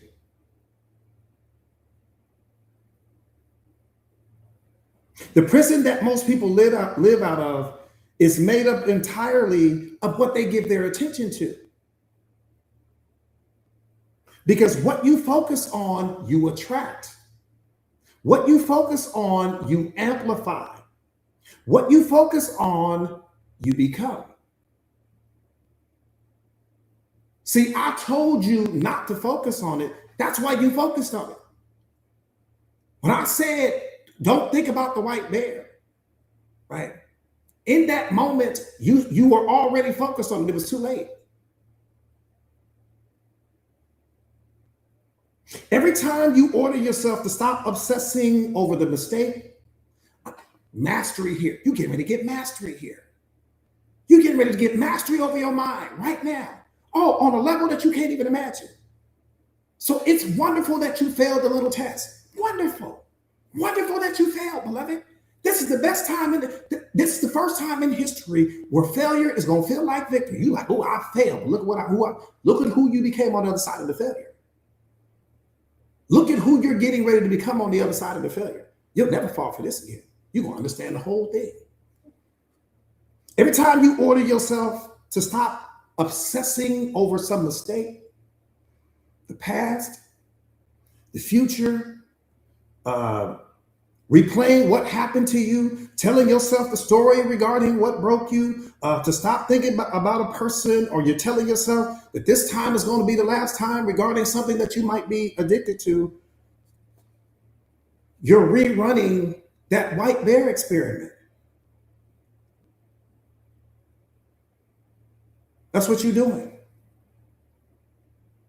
Every time you focus on the past, you're rerunning the white bear experiment. Every time you focus on the future, you're rerunning the experiment. Every time you focus on the story about what broke you, you're rerunning the experiment. Every time you tell yourself the story about what somebody did to you or whatever, you're rerunning the experiment.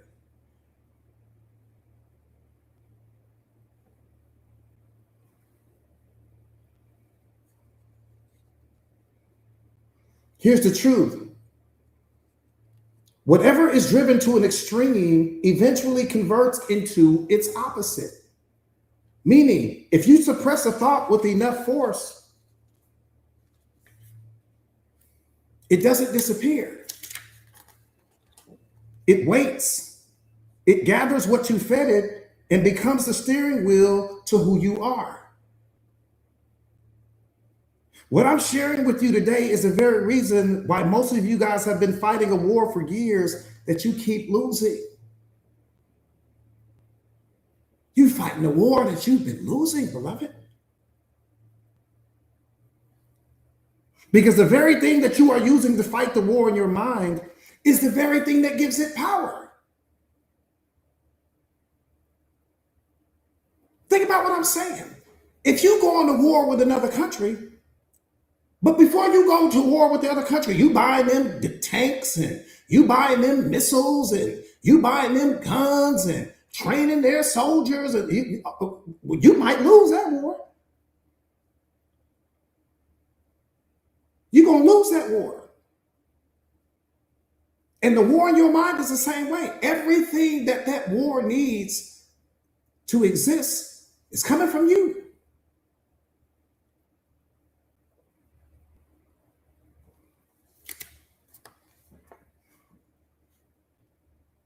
One more time, the very thing that you are using to fight the war in your mind is the very thing that gives it power. I'm not here today to teach you how to win the war against your own mind. I'm here to teach you how to win the battle you keep creating.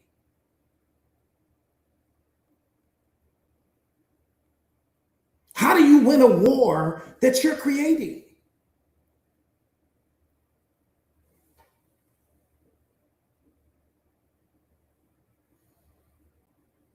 The real question is not how do you win the war?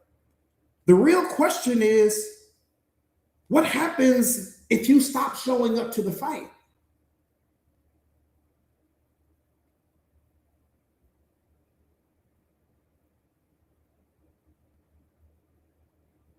What happens if you stop showing up to the fight?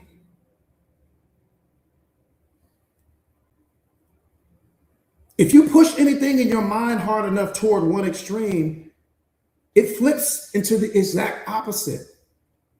It becomes the very thing that you're trying to escape, but now it has more power.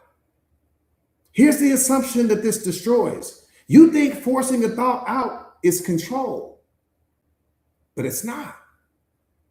It's the exact mechanism that guarantees that the thought returns, but now it returns more amplified. You don't win the war against your pain, the past, your trauma, or people that no longer written space in your mind by fighting these things. Let me say that one more time.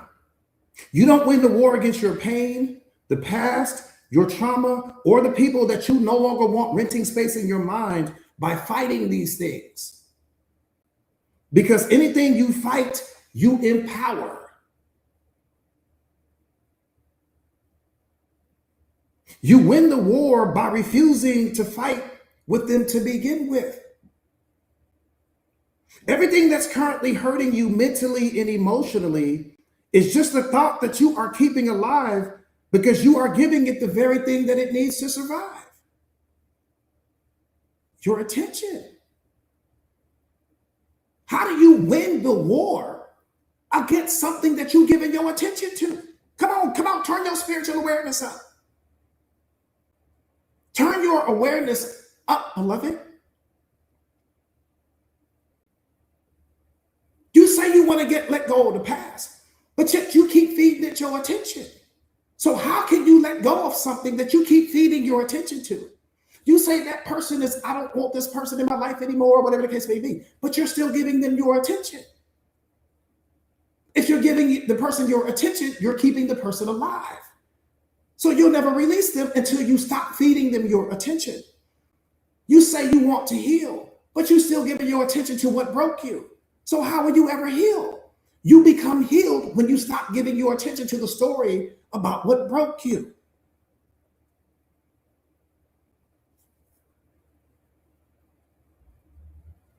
How can I defeat what I'm keeping alive?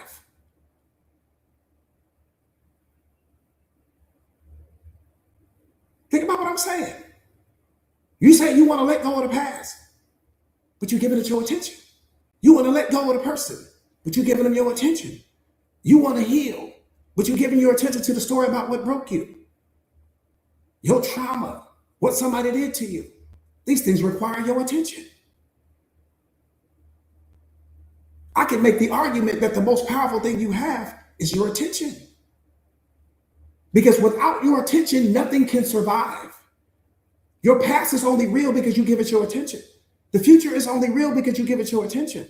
The relationship is only real because stop giving your relationship the attention right now, and the relationship dies immediately. Stop giving the story about what broke you your attention, and you become healed immediately. Stop giving your past your attention, and depression can't live there. Depression can only live there because you give your attention to the past.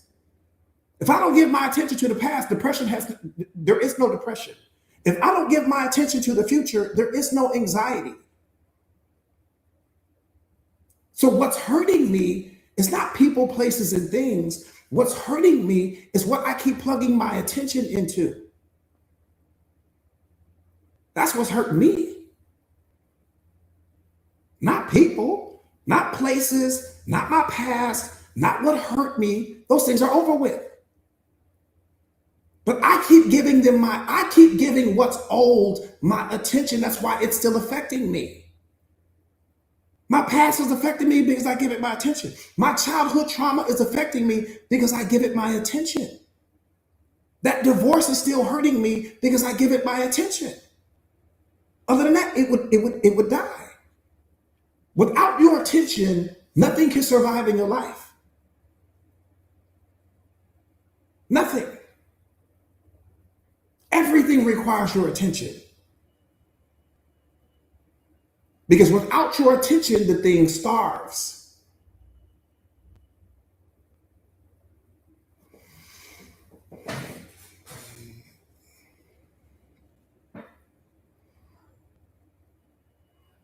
So again, everything that's currently hurting you mentally and emotionally is just a thought. Think about what I'm saying. Everything is just a thought, beloved. When you give your attention to that particular thought, you amplify the thought, you magnify the thought. Not because the thought is powerful. You don't have a thought more powerful than the other thought. They're all neutral. It's your attention that gives them power. Nothing else. So you're trying to heal from something that you're giving your attention to. Think about what I'm saying. But the moment I stop giving my attention to the thing, there's nothing to heal. The moment I stop giving my attention to the relationship, it's over. The moment I stop giving my attention to the job that no longer serves me, it's over. The moment I stop giving my attention to that person that disrespects me, it's over. But as long as I keep plugging my attention there, I'm responsible for the suffering.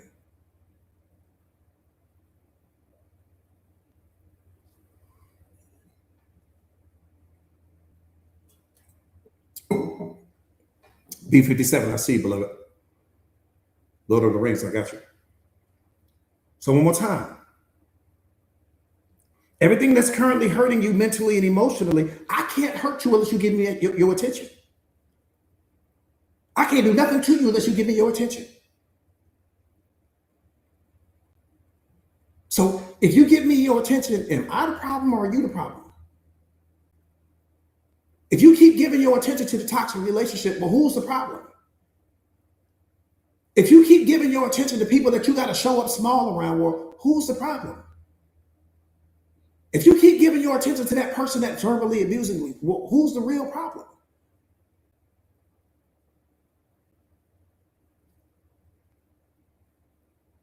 I'm giving my attention to my procrastination. That's why I don't have the life that I want. I'm giving my attention to my excuses. That's why I don't have the life that I want. I'm giving my attention, to some outdated version of me. That's why I don't have the life that I want.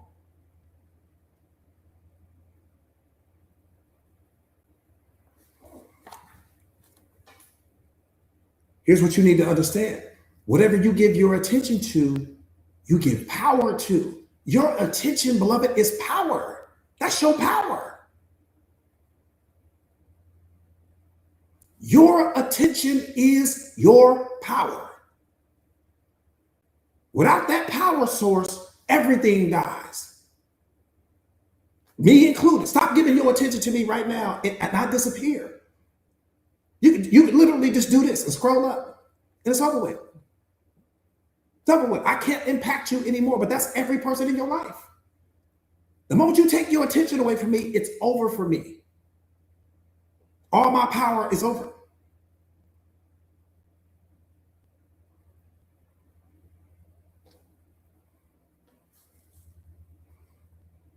So one more time, what you give your attention to, you give power to. See, the reason why you can't heal is because you keep thinking about what's broken. White bear experiment. Go back to the white bear experiment. The moment I told you to don't focus on the white bear, what happened? So the same thing applies. The reason why you can't heal is because you keep thinking about the fact that you're broken. You're trying to heal while thinking about the fact that you're broken at the same time. You're giving your attention to the story. You're giving your attention to the experience. You can't heal from it when you're the one keeping it alive. Been chosen, I see, beloved. One more time, the reason why you can't heal is not because something's wrong with you, not because you're a bad person. It's because you keep thinking about what's broken. You keep feeding the very thing that you are trying to escape. The thing is only alive because you're giving it your attention. The past is only alive because you're giving it your attention. Without your attention, there is no past. There is no me. There is no relationship. There is no job. You only have a job because you continue to feed it your attention. You have a relationship because you can continue to feed it your attention. But the moment you take your attention away, the thing dies. So if I take my attention away from the story about what broke me, there's nothing to heal from. I'm trying to heal from a story that I keep telling myself that I'm giving my attention to.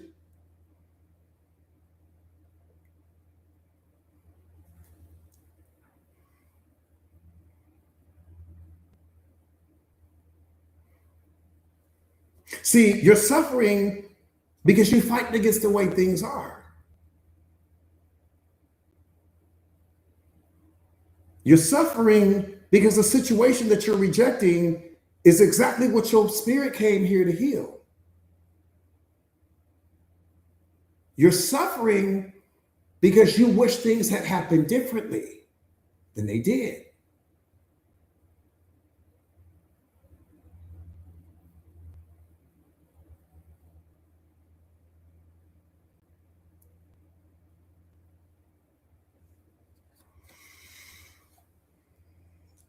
See, most people assume that their mind has some sort of delete key, but your mind doesn't have a delete key, it has a basement.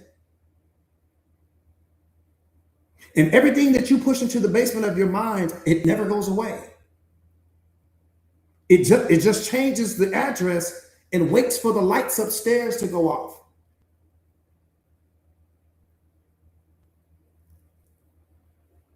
See, your shadow is whatever your conscious mind has decided the world would not accept about you. That's what's in your shadow. Your shadow is whatever your conscious mind has decided that the world would not accept about you. And all of those things that you've suppressed. But the same way that with the white bear experiment, the same way that I tried to get you to suppress that thought, right? To not think about it, what happened? It came back. It came back harder. The more you pushed against that thought, the more it came back. Same thing with your shadow. Same thing with your past. Same thing with your pain. If you're trying to push these things away, you're only making them more powerful because you're giving them your energy and attention. It just went to the basement of who you are. Everything goes to the basement of who you are. Right. So we think in our minds, we're thinking we're getting rid of the thing, or I just won't focus on the thing, but you just push the thing away. So one more time, most people assume that their mind has some sort of delete key, but your mind doesn't have a delete key. It just has a basement. And everything that you push into the basement of your mind never goes away. It just changes the address and waits for the lights upstairs to go off. Your shadow is whatever your conscious mind has decided the world would never accept about you. And here's the medicine. Your ego knows exactly what's been buried in your shadow. This is where we get to the medicine. This is where we get to the medicine. This is where we get to the medicine. This is where we get to the medicine. Medicine time.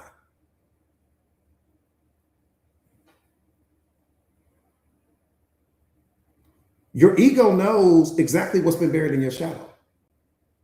The trauma, the abuse, the abandonment, the pain and suffering, the failed relationships, etc. So your ego will constantly remind you of these things to keep you fighting an internal war that you never needed to heal from. Every negative memory that you have ever experienced was being caused by your ego to keep you disconnected from reality and the truth of who you are. Your ego wants you wearing the mask of your persona. Let me tell you why.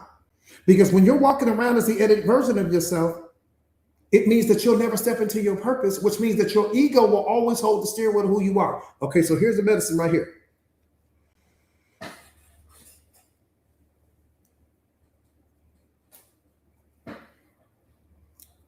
So what's happening? It's the same process. Becky, what's up, beloved? It's the same process as what we did to heal you from the doubt and never doubting yourself again, right? So what's the medicine? So my ego knows everything in my shadow. And my ego is responsible for future and past. Remember, ego can't exist in this moment. Ego can be projected onto this moment. It can never be a part of this moment. Okay, so freeze that thought. So what is my ego doing? My ego is, here it is, I want to become self-aware. I want to become a master of self. I want to become more emotionally intelligent. I want to work on myself. I want to get healthier. I want to get whatever the case may be. And what my ego is doing is this. It's digging up my shadow now. And it's digging up my shadow to bring some outdated version of myself. There's an opposing thought there. There's that opposing thought. I want to become self-aware, but I still need to heal. I want to become more emotionally intelligent, but I still got wounds. Right? I want to become a master of self, but I still have childhood trauma. That's your ego reminding you of all of that. What's on the left, what's on this side doesn't exist. What's on this side is just what has been experienced. But what's on this side is self-awareness, self-mastery, emotional intelligence, consciousness, awareness. That's what's on this side. But everything on this side is what your ego is stirring up. It's just outdated versions of yourself that your ego is trying to remind you of so that you would be convinced that you still need to be fixed, that you still need to be healed. And the only thing you have to do is focus on this side, on your awareness. Stop giving your attention to anything on this side. Let me say that one more time. Stop giving your attention to whatever it is that's on this side. You don't give your attention to this anymore. My focus is on the awareness. I'm not giving my attention to that anymore. I understand that it's my ego stirring all of that up so that I think that I need another course. I need to get another life coach. I need to take another therapy session. I need to become a better version of myself. I need to be fixed. I need to be healed. That's your ego's way of trying to keep you from trying to keep you from your spiritual awakening. I appreciate the gift, beloved. I appreciate that gift.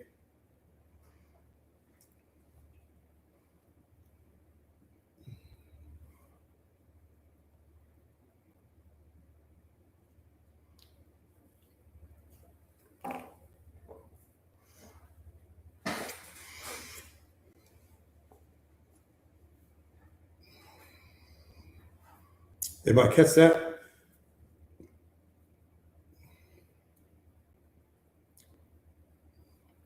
What's up, Carrie 601? Good to see you, beloved. Do me a favor, real quick, you guys, and share or repost a live to your stories if you haven't already done so. Please share or repost a live to your stories if you haven't already done so. Please, I appreciate that. So yeah, so all of the stuff that is just your ego's way, the childhood trauma, all of these experiences are lying dormant, beloved, and your ego is kicking these things up. And your ego is kicking these things up because you're working on awareness, you're working on self-mastery, you're working on consciousness, you're working on growth, you're working on filling the blank. Anytime that you are going after something positive, you're always going to be hit with an opposing thought, and that opposing thought is always going to be the opposite of whatever it is that you're going after, right? And what you have to understand is that I don't need to give my attention to this over here. Once I give my attention to what's on this side over here, I'm in trouble, not because of the thing, not because the thing is true, but because I'm keeping the thing alive. I just need to focus on my growth. I need to focus on my awareness, and I need to stop focusing on what's over here. Think about it. All of it is from an outdated version of yourself. Your childhood trauma is an outdated version of you. That divorce is an outdated version of you. The person that broke your heart, outdated version of you. The person that betrayed you, cheated on you, outdated. Okay, well, who's reminding you of all of that? Who do you think is responsible for reminding you of all of that? That's your ego reminding you of that. Because what your ego doesn't want to happen is this experience. You become this version of yourself, the version like I am right now. It does not want that. I appreciate that gift, beloved. Coach, I appreciate you.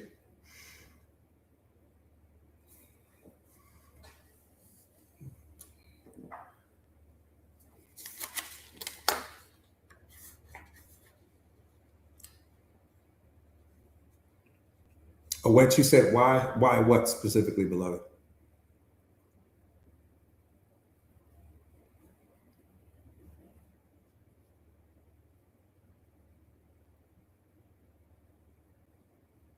Yeah, I started you guys with the doubt first. It's called, in awareness, we call this getting in through your door, right? So I had to get in through your door. Dr. Spade, I appreciate you, beloved. I had to get in through your door first. You said, why doesn't the ego want you to become self-aware? Because the ego is the one thing that you have to conquer. It's not supposed to be easy, because when you're a chosen one, you're going to have that one thing that you have to conquer, and your ego is the one thing that you have to conquer. You don't have to conquer people. You don't have to conquer your circumstances. You don't have to conquer the past. You have to conquer your ego. Your ego is the story of David and Goliath is about you. Goliath is your ego, and you are David. Right. And so chosen ones are going to have to slay their David or their Goliath, excuse me. And so because if that were the case, we would all be self-aware. We would all have emotional intelligence. We would all be masters of self. Very few people are going to go to war against their Goliath. Very few people.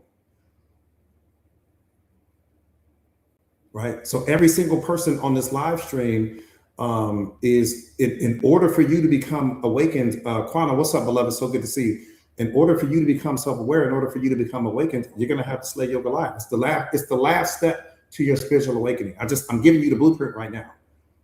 Because if that were the case, because right now, okay, the future and the past, that's all coming from your ego. We call that psychological time. The thing that's reminding you of your pain, the thing that has you thinking you need to heal, that you've broken, the one that's responsible for the racism in you, if you got it in you, the one that's responsible for all of the comparison, the one that's always making assumptions about people, even you don't know anything about those people, the one that's always judging everyone. That's your ego doing all of that. The one that has you thinking you're better than other people. That's your ego doing all of that. See, even when you think you're the best or when you think you're the worst, that's still ego. Whether you think you're the best person in the world or you think you're the worst person in the world, that's still ego because it still has dominance over you.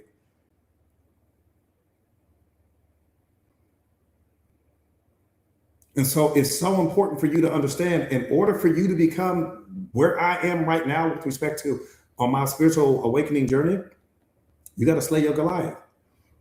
And I'm gonna be honest with you. I think that was one of the greatest gifts that was ever given to us. One of the greatest gifts that was ever given to you was your ego, because, and let me tell you why.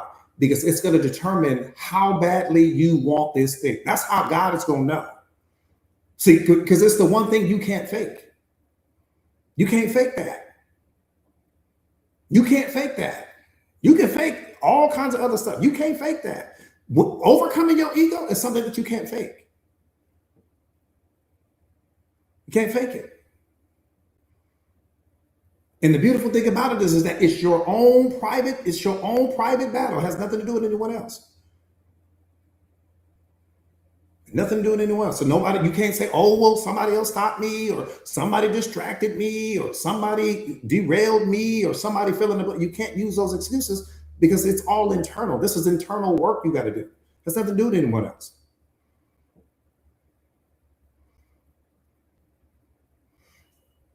Right. So does everybody, Miss Positivity, what's up, beloved? I see. So does everybody understand how you overcome that? Golden Orchid, what's up, beloved? I see. Does everybody understand how you do that? Does everybody got that, or are we confused here?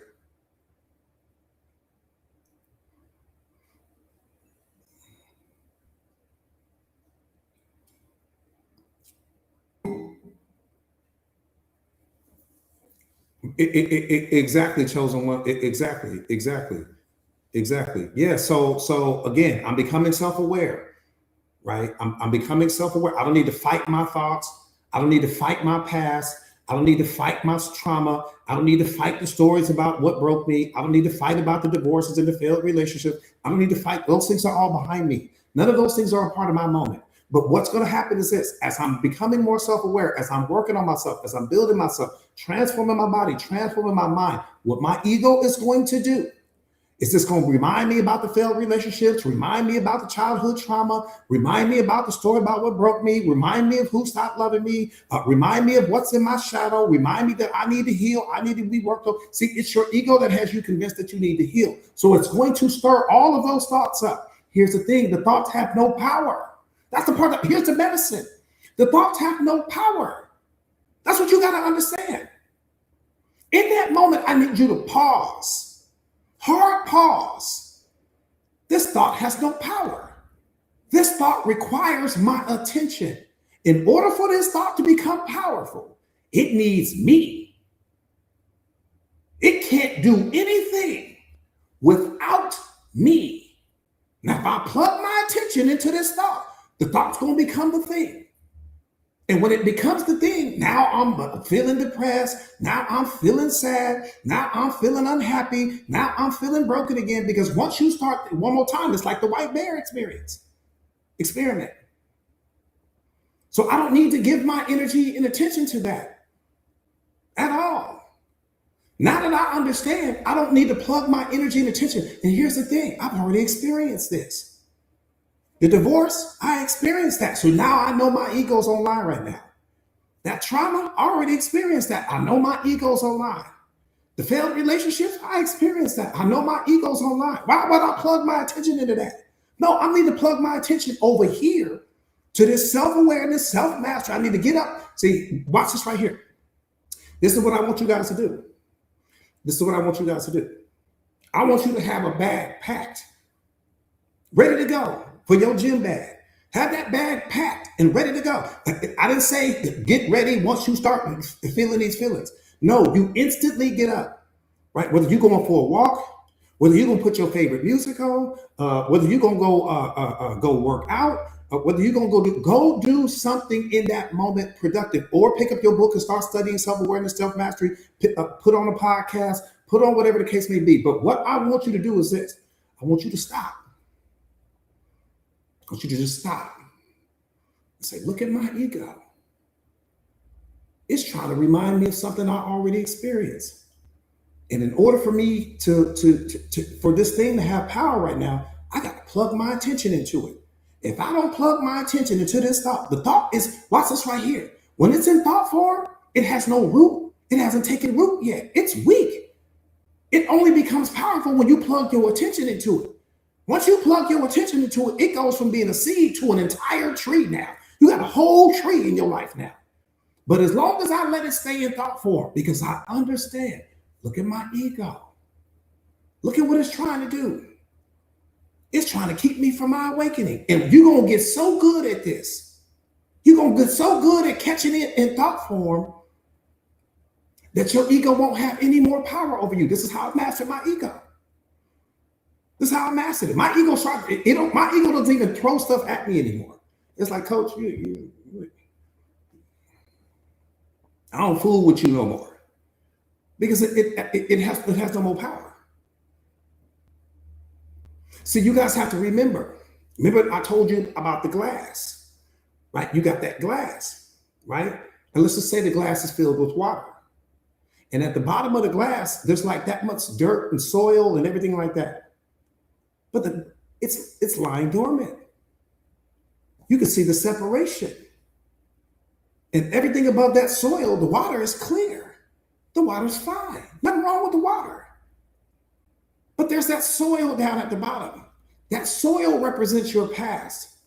It represents your shadow. It represents your wounds and your trauma and everything you've experienced leading up to this moment. And then once you start to learn self-awareness and self-mastery, you working on yourself, it's the equivalent of you taking that glass that's already filled over to that tap and turning on that tap full blown. All that new water is going to start shooting into that glass. When that new water starts shooting into that glass, it's going to disturb the glass. Now, everything that was once at the bottom, lying dormant, not bothering you, is going to start coming up to the top of the glass. That's what I need you to understand. What comes up to the top of the glass does not require your attention. Let me say that one more time. What comes up to the top of that glass does not require your attention. If you give it your attention, you give it power. Leave it alone. It's what you've already experienced. It's your ego's way of trying to keep you disconnected from your divine essence. Leave it alone. And it has no power over you. And guess what's going to happen? Eventually, everything that was floating around in that glass is going to go right back down to the bottom and it's going to settle again.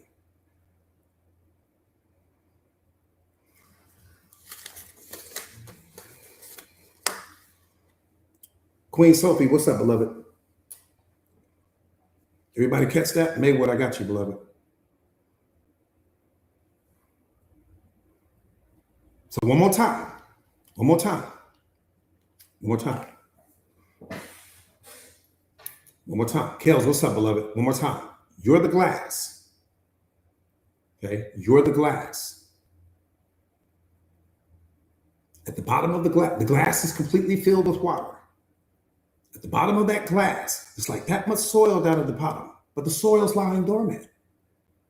You can literally see the separation between the soil and the water. The water's clear. No debris floating around in the water or anything like that.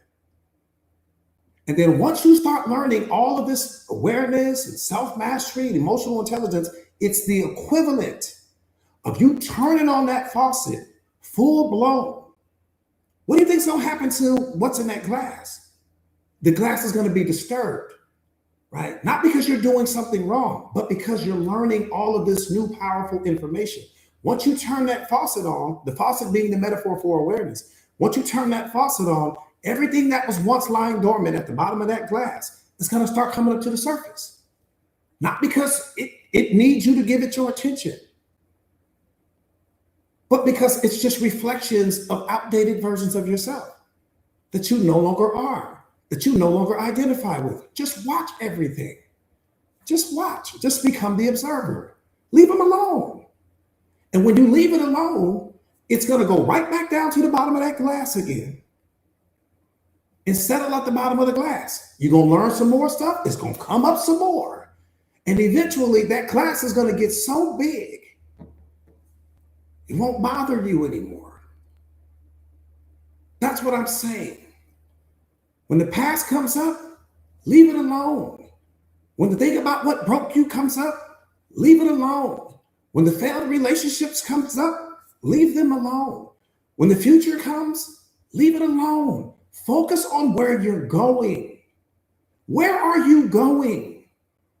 It's no different when you out in the world. When you're on your way to the supermarket, there's all kind of stuff going on around you. Cars going on this way and cars going this way. And a traffic accident over here, this person over here walking. What are you doing? You're focused on where you're going. That's like your thoughts. That's like the metaphor for your thoughts. All of the traffic on the road is like the metaphor for your thoughts. They're everywhere. Leave them alone. You don't go get in the other person's car. You don't get out of your light car at the light and go get into somebody else's car. What do? You let everything just be. Leave it alone. It's not stopping you from getting to where you need to be. What's stopping you from getting where you need to be is because you're plugging your energy into that thought about your past, about what broke you, about the fact that you need to heal, the failed relationship, whatever the case may be. You're plugging your energy into that. That's what's hurting you, but not the thing. The thought is powerless. And as you begin, Pashan, what's up, beloved? As you begin to practice this and continue to practice it, leave everything alone. If a thought comes into your mind and you slip, because you're going to slip from time to time. This is why I'm saying, grab that gym bag, head to the gym, change your state. Go for that walk.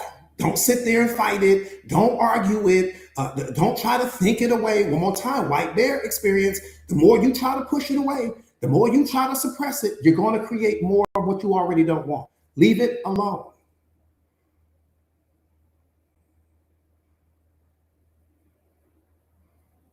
Just get up and go to the gym. Go put your favorite song on. Go for a walk. Just shift out of that and just leave it alone. Pull your attention into something else. Right? Whatever you do, don't fight the thought. Don't fight it. Leave it alone. Why? Because whatever you fight, you empower. The demons you fight, you empower. Leave it alone. Yeah, well, that you put your favorite music on and be ready to go. But I want you guys to have certain things already ready to go. Have your favorite music already ready. I want you to be quick with it. You got to be as quick as that thought coming in. That's what I'm saying. Have your bag already packed, ready to go. Favorite song already in your playlist, whatever the case may be. You know, you're ready to go. So that way you can quickly shift in and out of different states. And this is how you just, you're going to keep tapping into the version of yourself that you're becoming. Yeah, you got to be quick. And you're going to be, like I said again, Sharon, what's up, beloved? Again, whatever you fight, you empower, because you're giving it the same amount of energy that you're using to fight it, right? That's why you don't give it your attention, whether it comes to the past, it comes to your trauma, it comes to, these things only exist because you give them your energy. That's why you will never heal from them. You will never heal from your trauma. You will never heal from your past. You will never heal from your pain. You will never heal from the divorce. You can't heal from these things and give them energy at the same time. Just use your spiritual common sense. Because they'll never go away. And the reason why they'll never go away is because you keep plugging your attention into them. That's why they won't go away. The moment I no longer plug my attention into these things, they go away. They're only there because, so how can I heal from what I keep giving my attention to?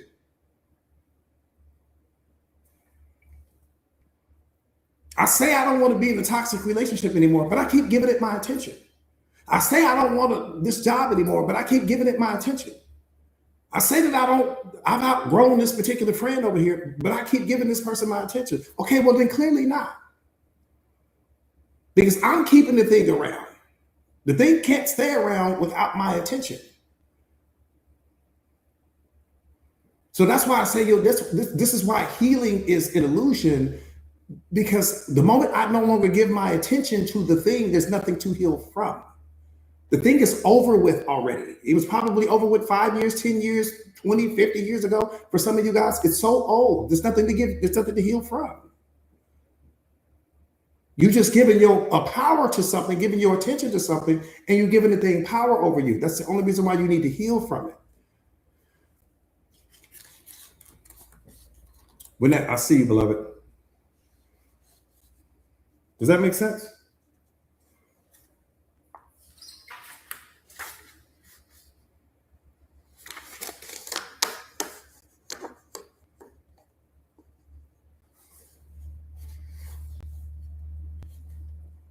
That's like me saying, I need to heal from our friendship.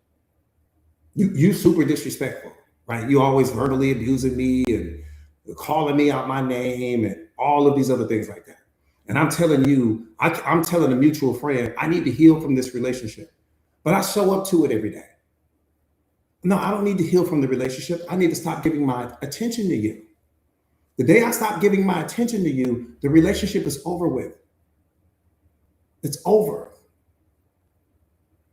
But as long as I give you my attention, I'm keeping it alive. So how can I ever heal from something that I keep alive? Right? That's what I want you guys to understand. It's all right. I think you guys got it. That part right there, Bella Bella, that part right there. Moni, what's up, beloved? So good to see you. It's I'm telling you guys right now, you will never heal from what you continue to give your attention to. That's the medicine. You will never heal from what you continue to give your attention to. It's humanly impossible. That shouldn't even make sense in your mind right now, whether you're self-aware or not. How can I heal from what I keep giving my attention to? If I keep giving my attention to the pain, to the trauma, to the suffering, to what broke me, to what my parents didn't give me, to the failed relationships, if I'm giving these things my attention, I'm giving these things power. They're not powerful in and of themselves. They're only powerful because my attention keeps them alive. My attention allows them to rent space in my mind. So how can I ever heal from them? But the moment I take my attention away, they're gone forever. Nothing to heal from. Right? That part right there, Lena. Lena, what's up, beloved? So good to see you.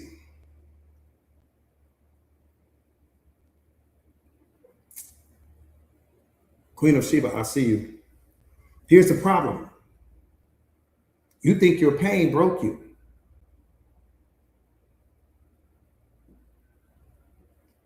That's the real problem. You think your pain broke you.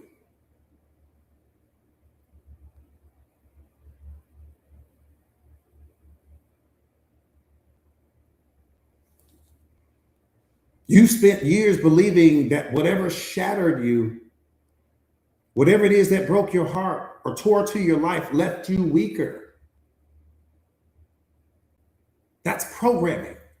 You believe that whatever shattered you, whatever tore through your life, you're convinced that it left you weaker. See, most people wear their pain as their identity. They say, I'm this way because of what happened to me, coach. But what if I told you that there's no truth in that story?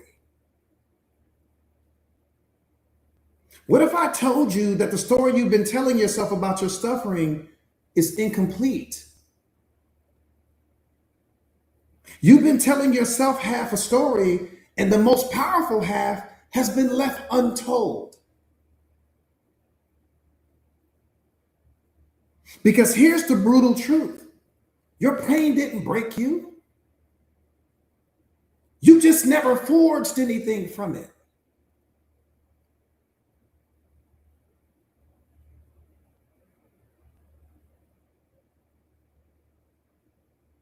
Your pain did not break you. You just never forged anything from it.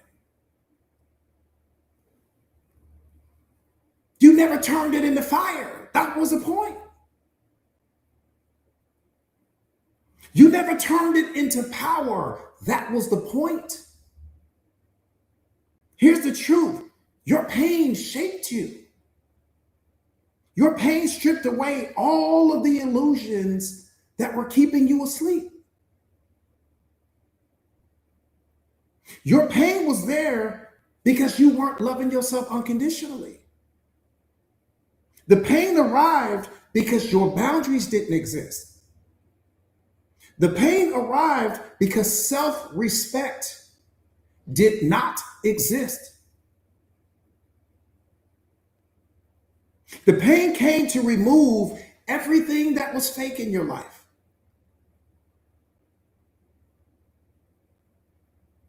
The pain came because you were loving the person more than you were loving yourself.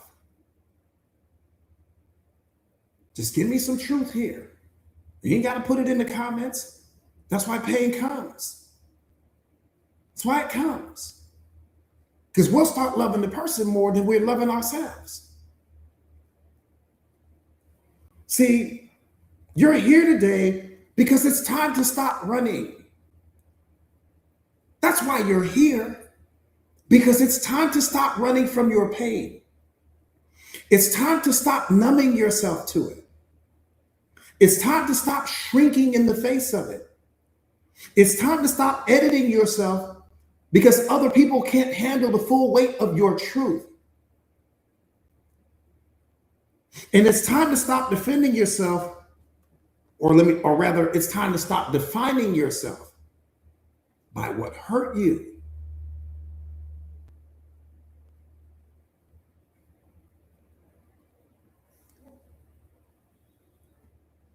See, your pain was never meant to be a prison. It was sent to transform you. The pain you refuse to integrate is eating you alive right now. That's why you're here. Pain has to be integrated, beloved. You can't run from it. You can't suppress it. You can't reject it. You can't avoid it. It's your ally. We talk about this all the time. Pain does not cause pain. Your resistance to pain does.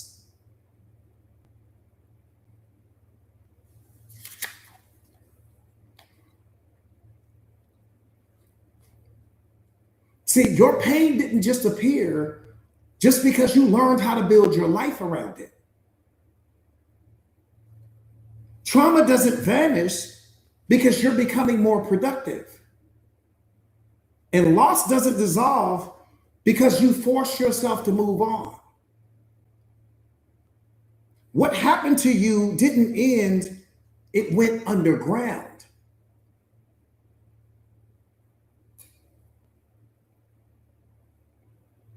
And whatever is pushed into the darkness doesn't become harmless.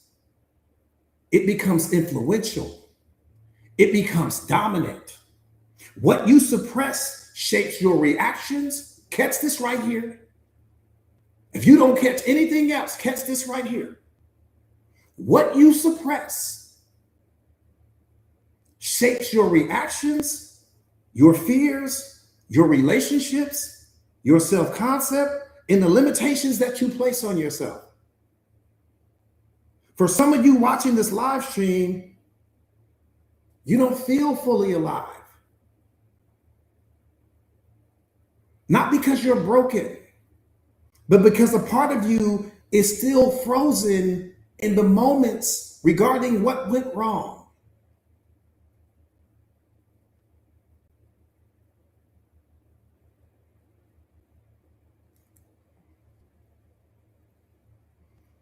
Let me say that one more time. For some of you guys, you don't feel fully alive right now. Not because you're broken, but because part of you is still frozen in the moment where everything went wrong. Suffering does not damage you by itself. What damages you is unresolved suffering. Pain that is denied, suppressed, or turned into identity doesn't disappear. It starts to corrode. It starts to eat away at who you are. It becomes resentment. It becomes self-doubt. It becomes depression or anxiety. So as you're suppressing it, it's going to appear wearing the face of something else.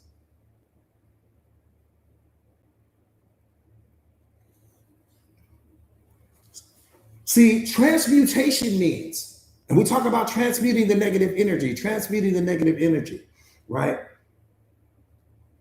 Transmutation means you stop asking, why did this happen to me? Because that question doesn't lead you anywhere. Anytime you ask that question, it's not going to lead you anywhere. You won't heal asking yourself that question. Instead, I want you to ask yourself this question. What did this experience give me that someone else who never suffered this way will never have? That's what makes that's where your power is going to come from. What did this experience give me that someone who never suffered this way will never have? You see the difference? You see the difference there? Versus why did this happen to me? Victim mindset. Versus what will this experience give me that someone else who never suffered this way will never have?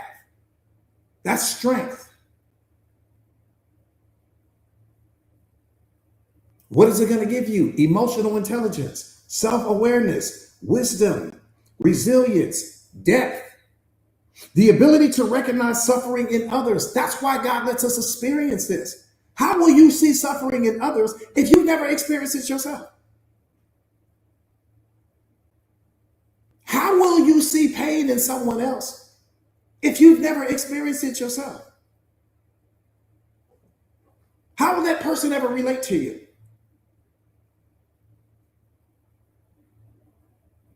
That's the part that we miss.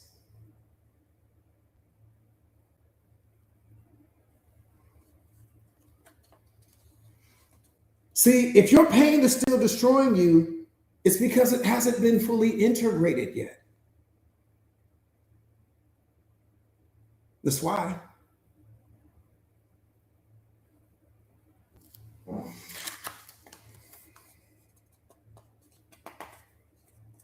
What does that integration mean?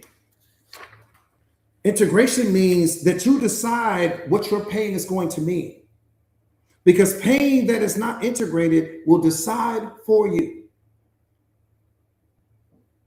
Here's the truth. The very experience you thought ruined you actually stripped away your illusions, exposed your false dependencies, and forced you to develop internal strength that you would have never built otherwise.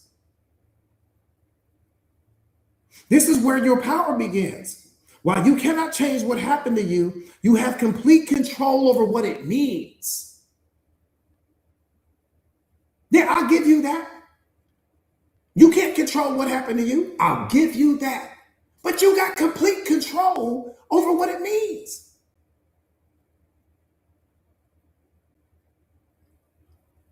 That's where the power is. The power is not in the situation. The power is in what you make it mean to you. What you allow it to say about you. That's what makes it powerful. See, here's the medicine, here's the medicine, here's the medicine, here's the medicine. Meaning is not objective. It is not handed to you by reality. Please walk with me here. I'm begging you to walk with me here. Let me say that one more time. Meaning is not objective.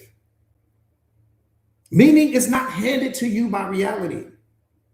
It is authored by you, which means that you are either consciously writing the meaning of your life or unconsciously accepting a meaning that was implanted in you by pain, that was implanted in you by fear, that was implanted in you by people who didn't know who they were at the time. That's where all your meaning comes from. It's not coming from reality. It's not coming from God. It's coming from all of your previous experiences.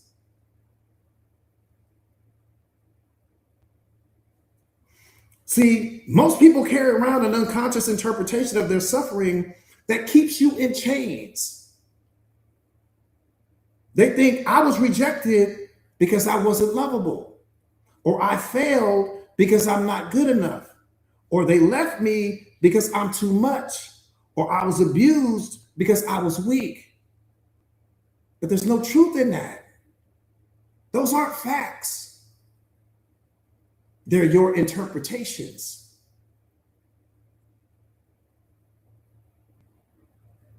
And yet people repeat them for years as though they are facts. That's how narratives become prisons. The meaning that you attach to your pain is not a discovery. It's a creation. Let's get brutally honest here. What is the story you've been telling yourself about your pain? You don't have to tell me. I just want you to sit with that. What is the story that you've been telling yourself about your pain?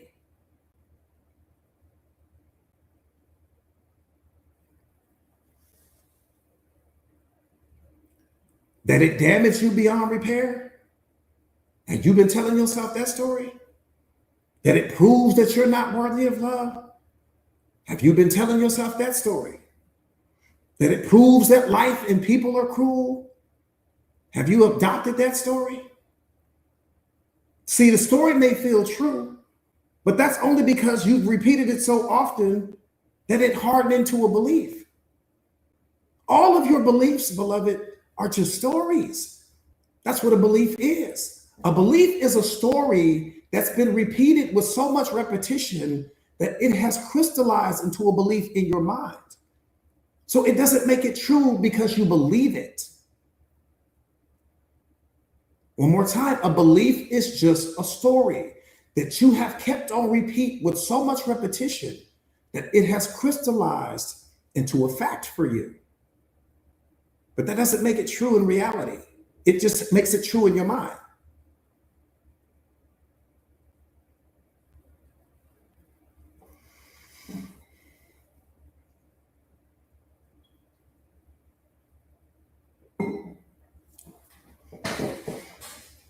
Right?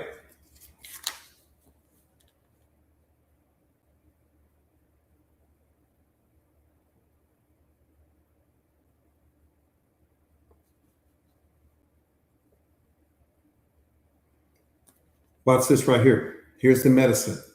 Here's the medicine. Nephew, watch this right here, beloved. Here's the medicine.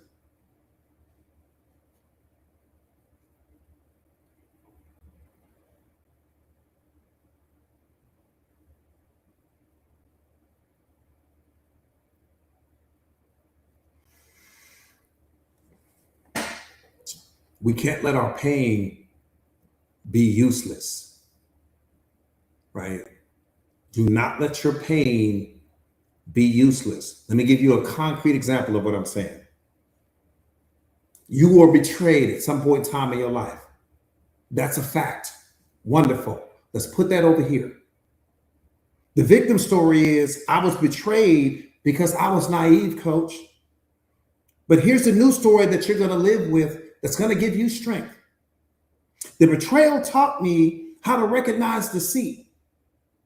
The betrayal taught me how to protect my boundaries. The betrayal taught me how to sharpen my intuition.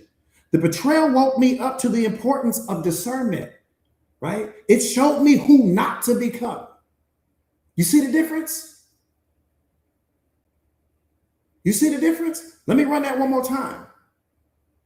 You were betrayed at some point in time in your life. We get it. Put that over here. That's a fact. We get it. We've all been through it. The victim story is, I was betrayed because I was naive. But here's the new story that's going to give you strength and power right now. The betrayal taught me how to recognize deceit. It taught me how to protect my boundaries. The betrayal taught me how to sharpen my intuition. The betrayal woke me up to the importance of discernment, right? It showed me who not to become. You see the difference? The facts didn't change. The facts didn't change. The meaning did. The facts remained the same. Betrayal. But the meaning changed everything. That's what God is saying. It's the meaning that's hurting you, beloved, not the event. I just proved it to you.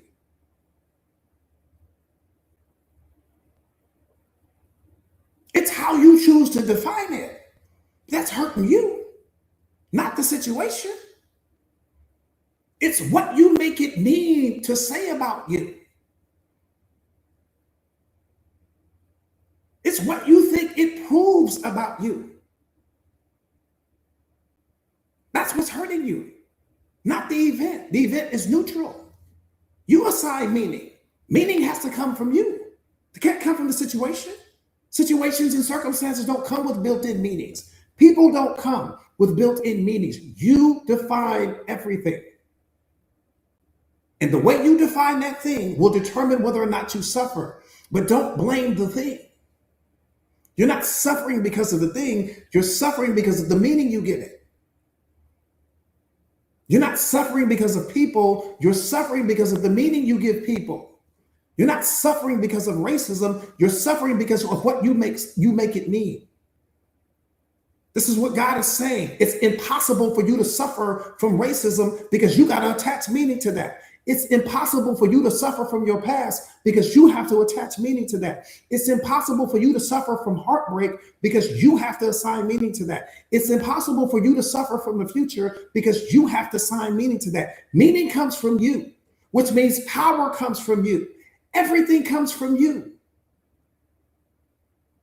Everything comes from you. That person that criticizes you, you give meaning to that.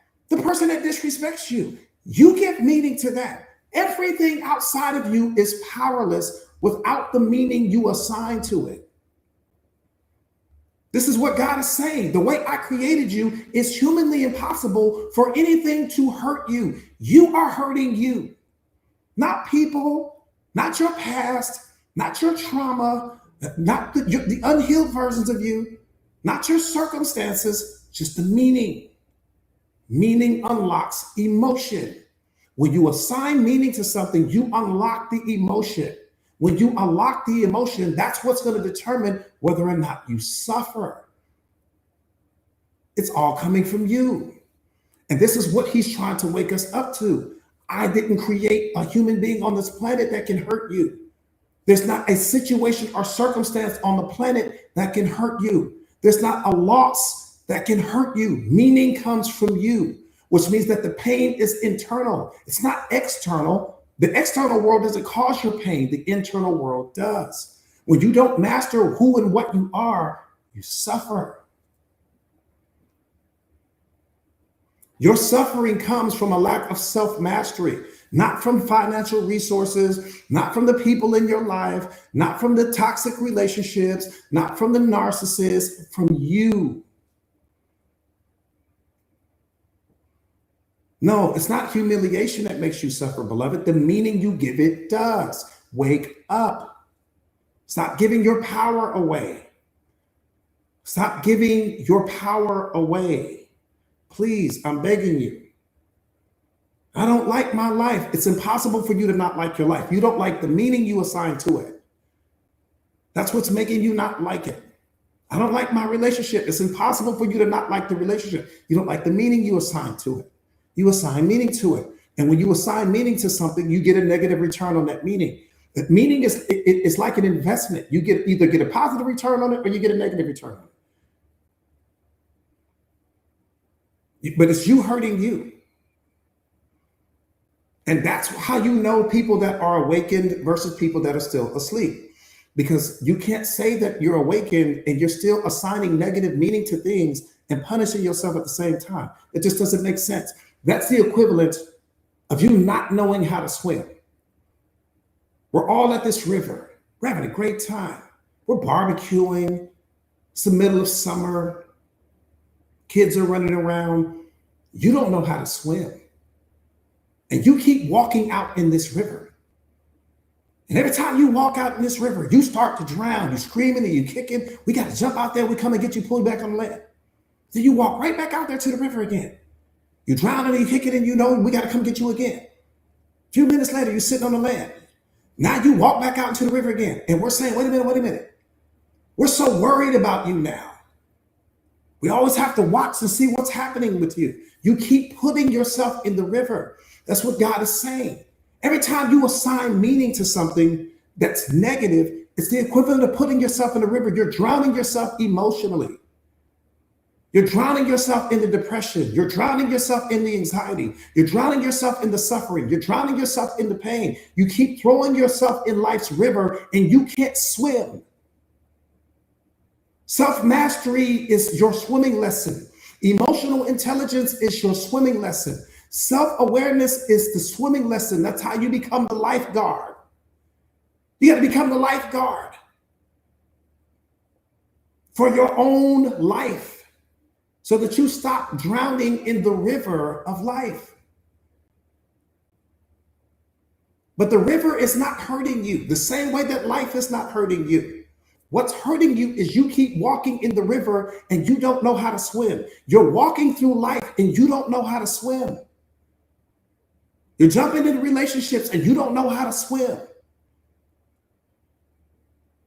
You got all these people attached to you right now and in your life, but you don't know how to swim, meaning you don't know how to control you in that moment. It's not about them. You have no control over yourself. It's no different than being in the real river. If you don't have any control over yourself in the real river, you're going to be in trouble. Pastor Tony, what's up, beloved? That's all I'm saying. You mean to tell me, hold on, this is going to tell me everything I need to know about you. You mean to tell me with a straight face that it makes more sense for you to focus on your relationship than for you to know how to swim through life? You mean to tell me with a straight face that it's more important for you to be popular or famous than it is for you to know how to swim through life? You mean to tell me that it makes more sense for you to chase external validation than for you to learn how to swim in God's ocean? That's what you're telling me?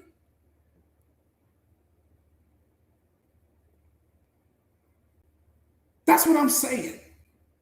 Nothing is more important than knowing how to swim through life.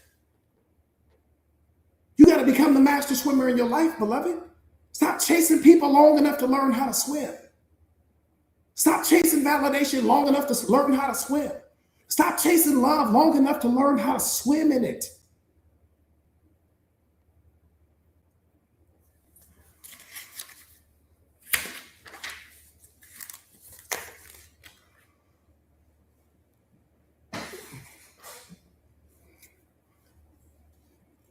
And when you become the master of self, you will become God's lifeguard.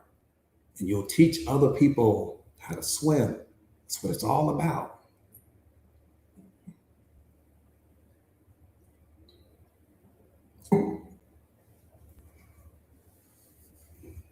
All right. Do me a favor real quick, you guys, and type me in the comments. If this is your very first time on a live stream with me, type me in the comments, please. If this is your very first time. Miss O, what's up, beloved? If this is your very first time on a live stream, type me in the comments, please. See how many newbies. Victoria, what's up, beloved? So good to see you. Sarah, what's going on? Emma, I see you. Baddest thing on the planet is you. I dare you to believe it. I double dare you to believe it. I dare you to believe it. I dare you.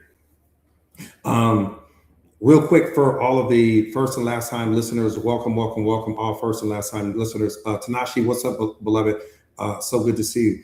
My name is Jordan Williams. I am a certified life coach. I specialize in self-awareness, self-mastery, relationship mastery, 5D consciousness, emotional intelligence. I specialize in helping my students and clients globally to become the greatest, strongest, and most powerful version of themselves. We talk about health, we talk about wealth, we talk about abundance, we talk about happiness, we talk about peace, we talk about love, we talk about you. My entire purpose in life is to help you to discover yours, right? That's what this is all about. I am also the best-selling author of this book, The Secret of Awareness. How powerful are you ready to be? This book is a bestseller. It's a game changer. It is available on Barnes & Noble. It is the blueprint to who you are. It's the runway, right, to that private jet that you are, right? You need that runway. And here's the thing. This is what this is about. This is what this is about. That's why you're here on this planet, to master you, not to master people, not to master your friendships, not to conquer others, but to conquer yourself. Can you conquer you? Can you scale the mountain called you? Can you slay your Goliath called your ego? Can you go to war against your shadow, which is arguably the most powerful version of who you are? Because your shadow is everything that you had to edit to be what the rest of the world needed you to be. What you suppressed, what you tucked away, what was never safe to be in the presence of certain people. We tucked those parts of ourselves away. And you became a master at that. This is why it's difficult for the average person to love themselves unconditionally. Not because you're a bad person, but because you're currently the edited version of yourself. And you've been editing yourself for so long that you've forgotten who you are.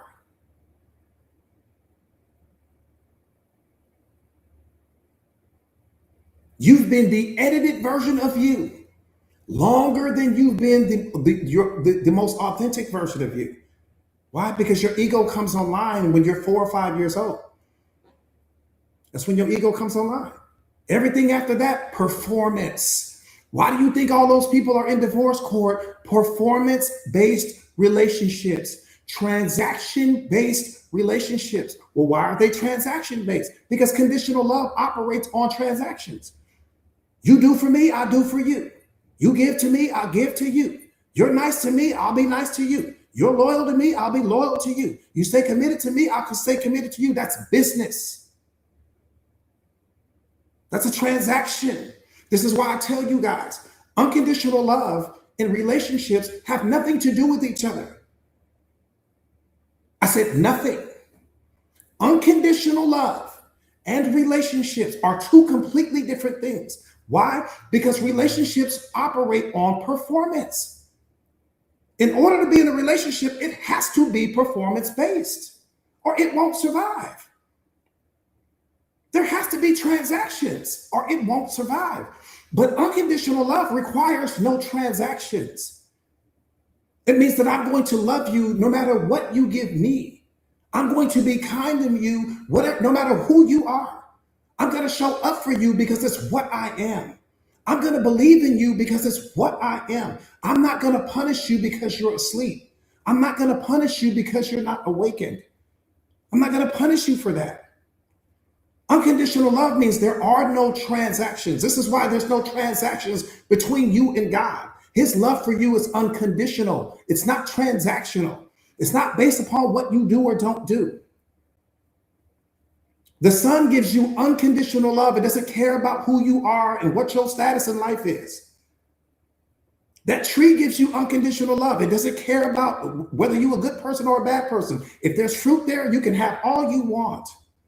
And that's what we were created to do, be unconditional love in motion.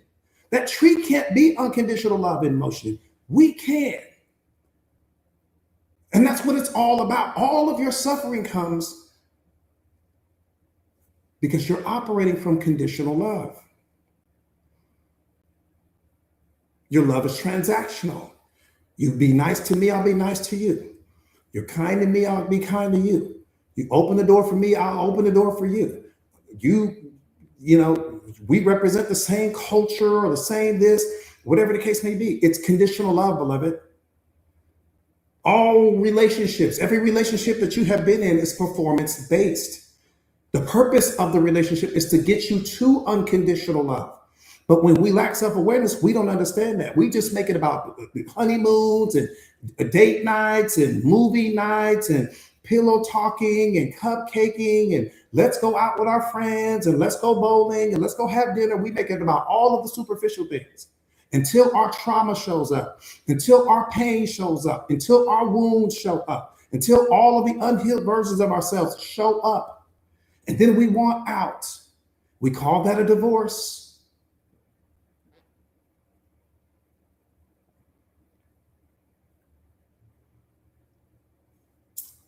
We call it a divorce. It was fun until the trauma showed up. It was fun until the pain showed up. It was fun until the ego showed up. It was fun until my shadow showed up. It was fun.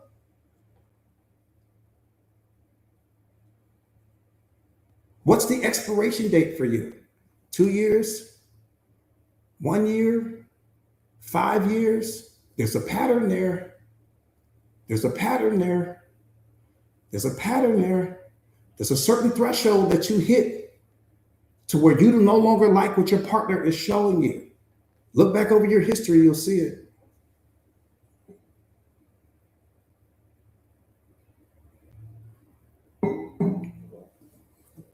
There's a pattern there. Anyways,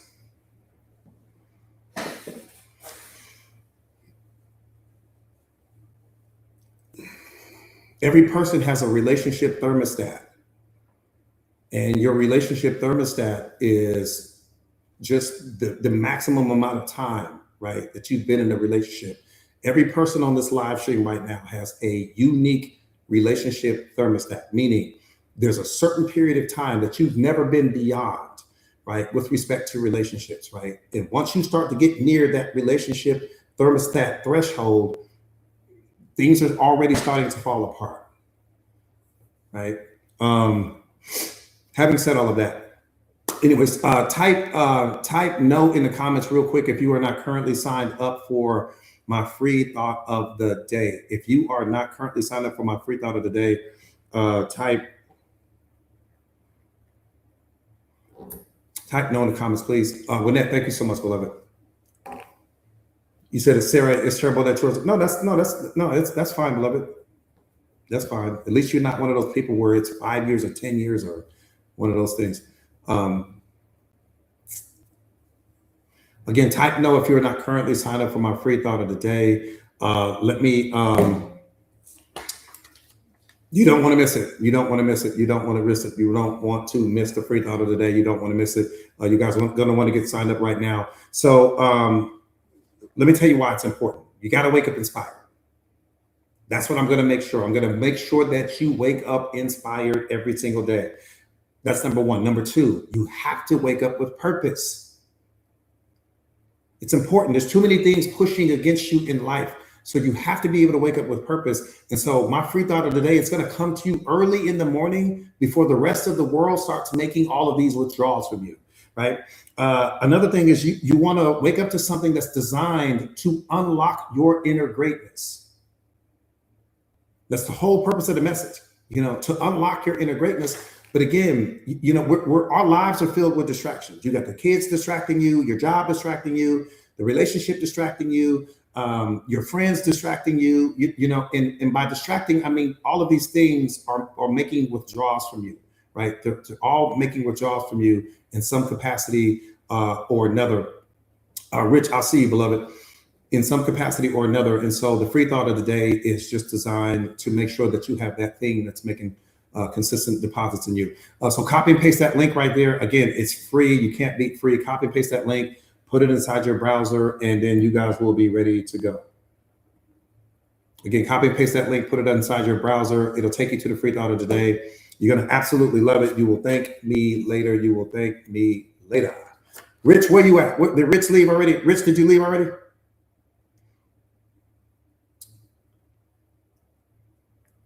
Let me see if Rich pulled out already.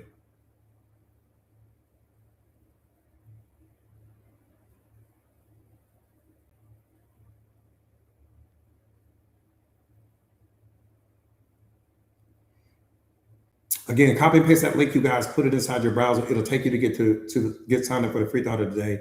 And then you guys will be ready to go. Yeah, you're gonna love it. You're gonna love it. You guys are gonna love it. You're gonna absolutely love it. Real quick, if you guys are not, if you guys are looking for a life coach, and you are not currently signed up in my Mindset Masters community, which is my exclusive community where we do, it's all about mindset, self-awareness, self-mastery, relationship mastery, 5D consciousness, emotional intelligence. It's where you want to be. If you are not currently signed up in the Mindset Masters community right now, I don't know what you are doing, beloved. I'm just gonna be honest with you. Let me tell you guys about it real quick. Type no in the comments real quick if you are not currently signed up in the community. And let me tell you guys about it real fast, and then we're gonna get out of here.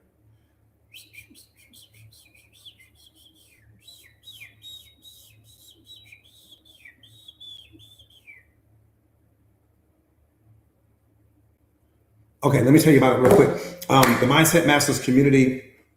Why did I create the community? I think the why is always more important than anything else. The community was created to solve one problem. I saw a major problem in this world, and that major problem that I saw Kate, you're welcome, beloved. The major problem that I saw is that our world is suffering from a lack of self-awareness and self-mastery, period. That's the one reason why the community is created. My coaching started out with me just doing private one-on-one clients, celebrities, athletes, politicians, doctors, lawyers, executives, UFC fighters, you name it. I coached them. That was my original plan and my original mission. And I had been doing that very successfully for a long time. And long story short, they were having like groundbreaking transformations, but my purpose was bigger than that, right? My purpose was never just to work with people one-on-one. My purpose is to, speak to the masses with respect to self-awareness and self-mastery. And so that's how the community was birthed from that. And so what the community comes with is 2 life coaches, 1 executive coach. I'll be the coach that will be coaching you 100% of the time. The community is what you're going to gain in the community. Number 1, you're going to gain mastery over your mindset, right? Because I'm going to teach you how to dominate fear. I'm going to teach you how to dominate depression. I'm going to teach you how to dominate anxiety. I'm going to teach you how to dominate, change your relationship with your past. Because we don't want to erase your past. We just want to change the relationship you have with it, right? So change the relationship that you have with your past, because when you change the relationship that you have with your past, it no longer has the power to impact your present, right? And so I want to teach you about psychological time. What psychological time? Past or future, right? So anytime that you're operating in the past or the future, you're trapped in psychological time, which is where a lot of your suffering is coming from. And so I'm just going to teach you overall mastery. Like when you walk into a place, the person's going to think you're a life coach. They're going to think you're a therapist. They're going to think you're the psychiatrist. They're going to think you're whatever, because you're going to understand things. You're going to know the answers to things that most people are too afraid to ask. And to me, that's when you truly become the most powerful version of yourself, is when you know things that most people don't even know how to form the question in their mind, but you already have the answer to it. I'm going to turn you into the solution. I'm going to turn you into the answer, right? I'm going to turn you into where you're going to start out as the student, but when you leave, you'll leave as the master, but not the master of the world, the master of yourself, right? For you're going to master you, but when you master you master the world, right? Because the world is just a reflection of what you are internally. Whatever you are internally is the only thing you will see externally. Why? Because we see reality through our assumptions, our beliefs, and our expectations. That's literally how you see the world. You don't see the world any other way. Your assumptions, your beliefs, and your expectations is how you see the world currently. So having said all of that, so the community comes with 2 life coaches, 1 executive coach. The community is fire, fire, fire, fire, fire, and then put that on 1,000, and then put steroids on top of that. The community is phenomenal because the people are amazing. Right? You won't meet a group of people like the people inside of this community. They are pure 14-karat gold. And so many of them have become coaches and different things like that, authors, content creators. They're doing just amazing things, but they started out exactly where you are. So again, 2 life coaches, 1 executive coach. You're also going to receive access to all of my live streams, like the one you're watching right now, which is great. At least 100+ episodes of that. You're going to receive my podcast, which is also exclusive to the community, which is my favorite personally. You're going to receive what I write for you guys every single day. And I've got some stuff that I'm getting ready to put in the community right now. So you're going to have access to that. So it's just a triple threat. And you get all of that literally for $1 a day. It's $29 a month, no contracts, no obligations. We priced it that cheap for a reason. When you get signed up today, you're going to get a free copy of my book, right? The book's not free, but it'll be free to you today. So my book will come today via email, right? You'll get this via email today, but you're also going to receive my e-course. Right. And the book and the e-course combined are like $70. So you're paying $29. You're getting a $70 value. And then you're gaining access to me as your coach as well. So you're getting the book, you're getting the course, you're getting me as your coach, you're getting the phenomenal community, you're getting the live streams, you're getting the podcast. You just won the self-mastery lottery, literally. And so if you're ready to get signed up today, just type me in the comments. We'll get you signed up. Other than that, great job today, you guys. When the student is ready, the teacher will appear. When the student is ready, the teacher will appear.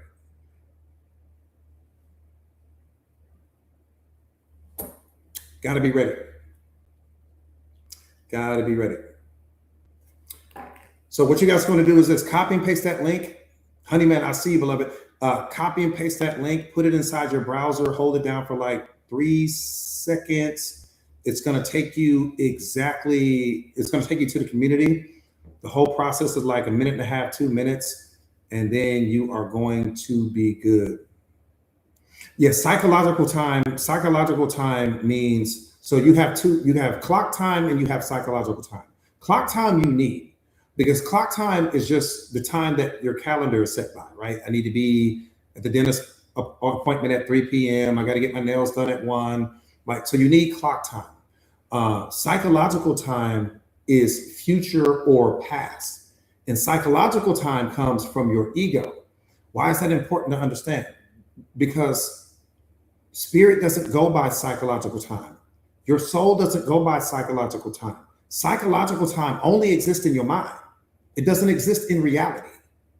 There's no future in reality. There's no past in reality. Both future and past only exist in your mind. And so what you call the future is the present moment imagined. And what you call the past, right, is the present moment remembered, right? But they're not, these things aren't places that you can go, right? We can't go to the future and we can't go to the past. But based upon your ego and your programming and conditioning, to your mind, past is behind you and the future is in front of you, but that's not true. And that's why so many people are suffering, because we've been allowed to believe. Double down on the allowed part. We've been allowed to believe in a future and in a past, even though those things don't exist. And that's where so much of your suffering comes from. All right.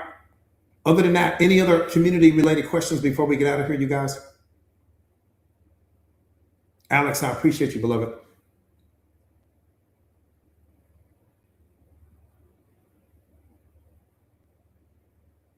I got you, Lamika, I got you, beloved. Star, I see you. Heavenly, I see you. What's up, beloved? So good to see you. Other than that, you guys, I will see you guys tomorrow. Great live today. Great live today. I will put this piece. I appreciate you, beloved. Thank you for that. I appreciate this.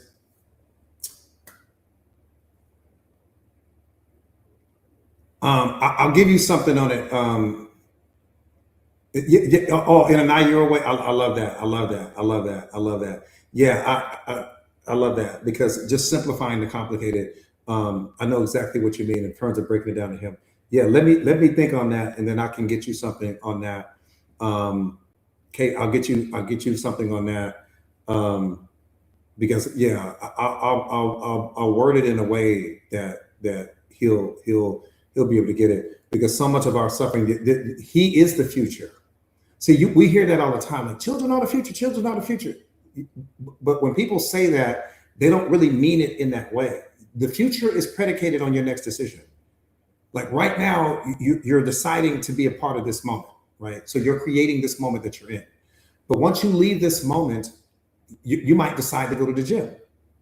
Okay, you're going to recreate that future. You might decide to go to a movie. You're going to create that future. You might decide to go have lunch. You're going to get ready to create that future. And the point not to be missed is that our entire future is inside of us. And every decision that you make only unlocks more of what you already are, right? It only unlocks what's already inside of you, right? So once you make a decision, that decision creates your future. But that decision also creates your past, because every decision creates the future and the past simultaneously. right? So I make a good decision, I create a good future, and I create a good past. I make a bad decision, I create a bad future, and I create a bad past. The problem with creating the bad past is I'll obsess over that. I'll call it a mistake. I'll call it a failure, right? I'll call it, I shouldn't have done that. I call it, I was so stupid for that. Why did I do that? And this is where we beat ourselves up in life. And so this is why you have to be so intentional about your decision making, because every decision unlocks the future, right? The future doesn't come to us, the future comes from us.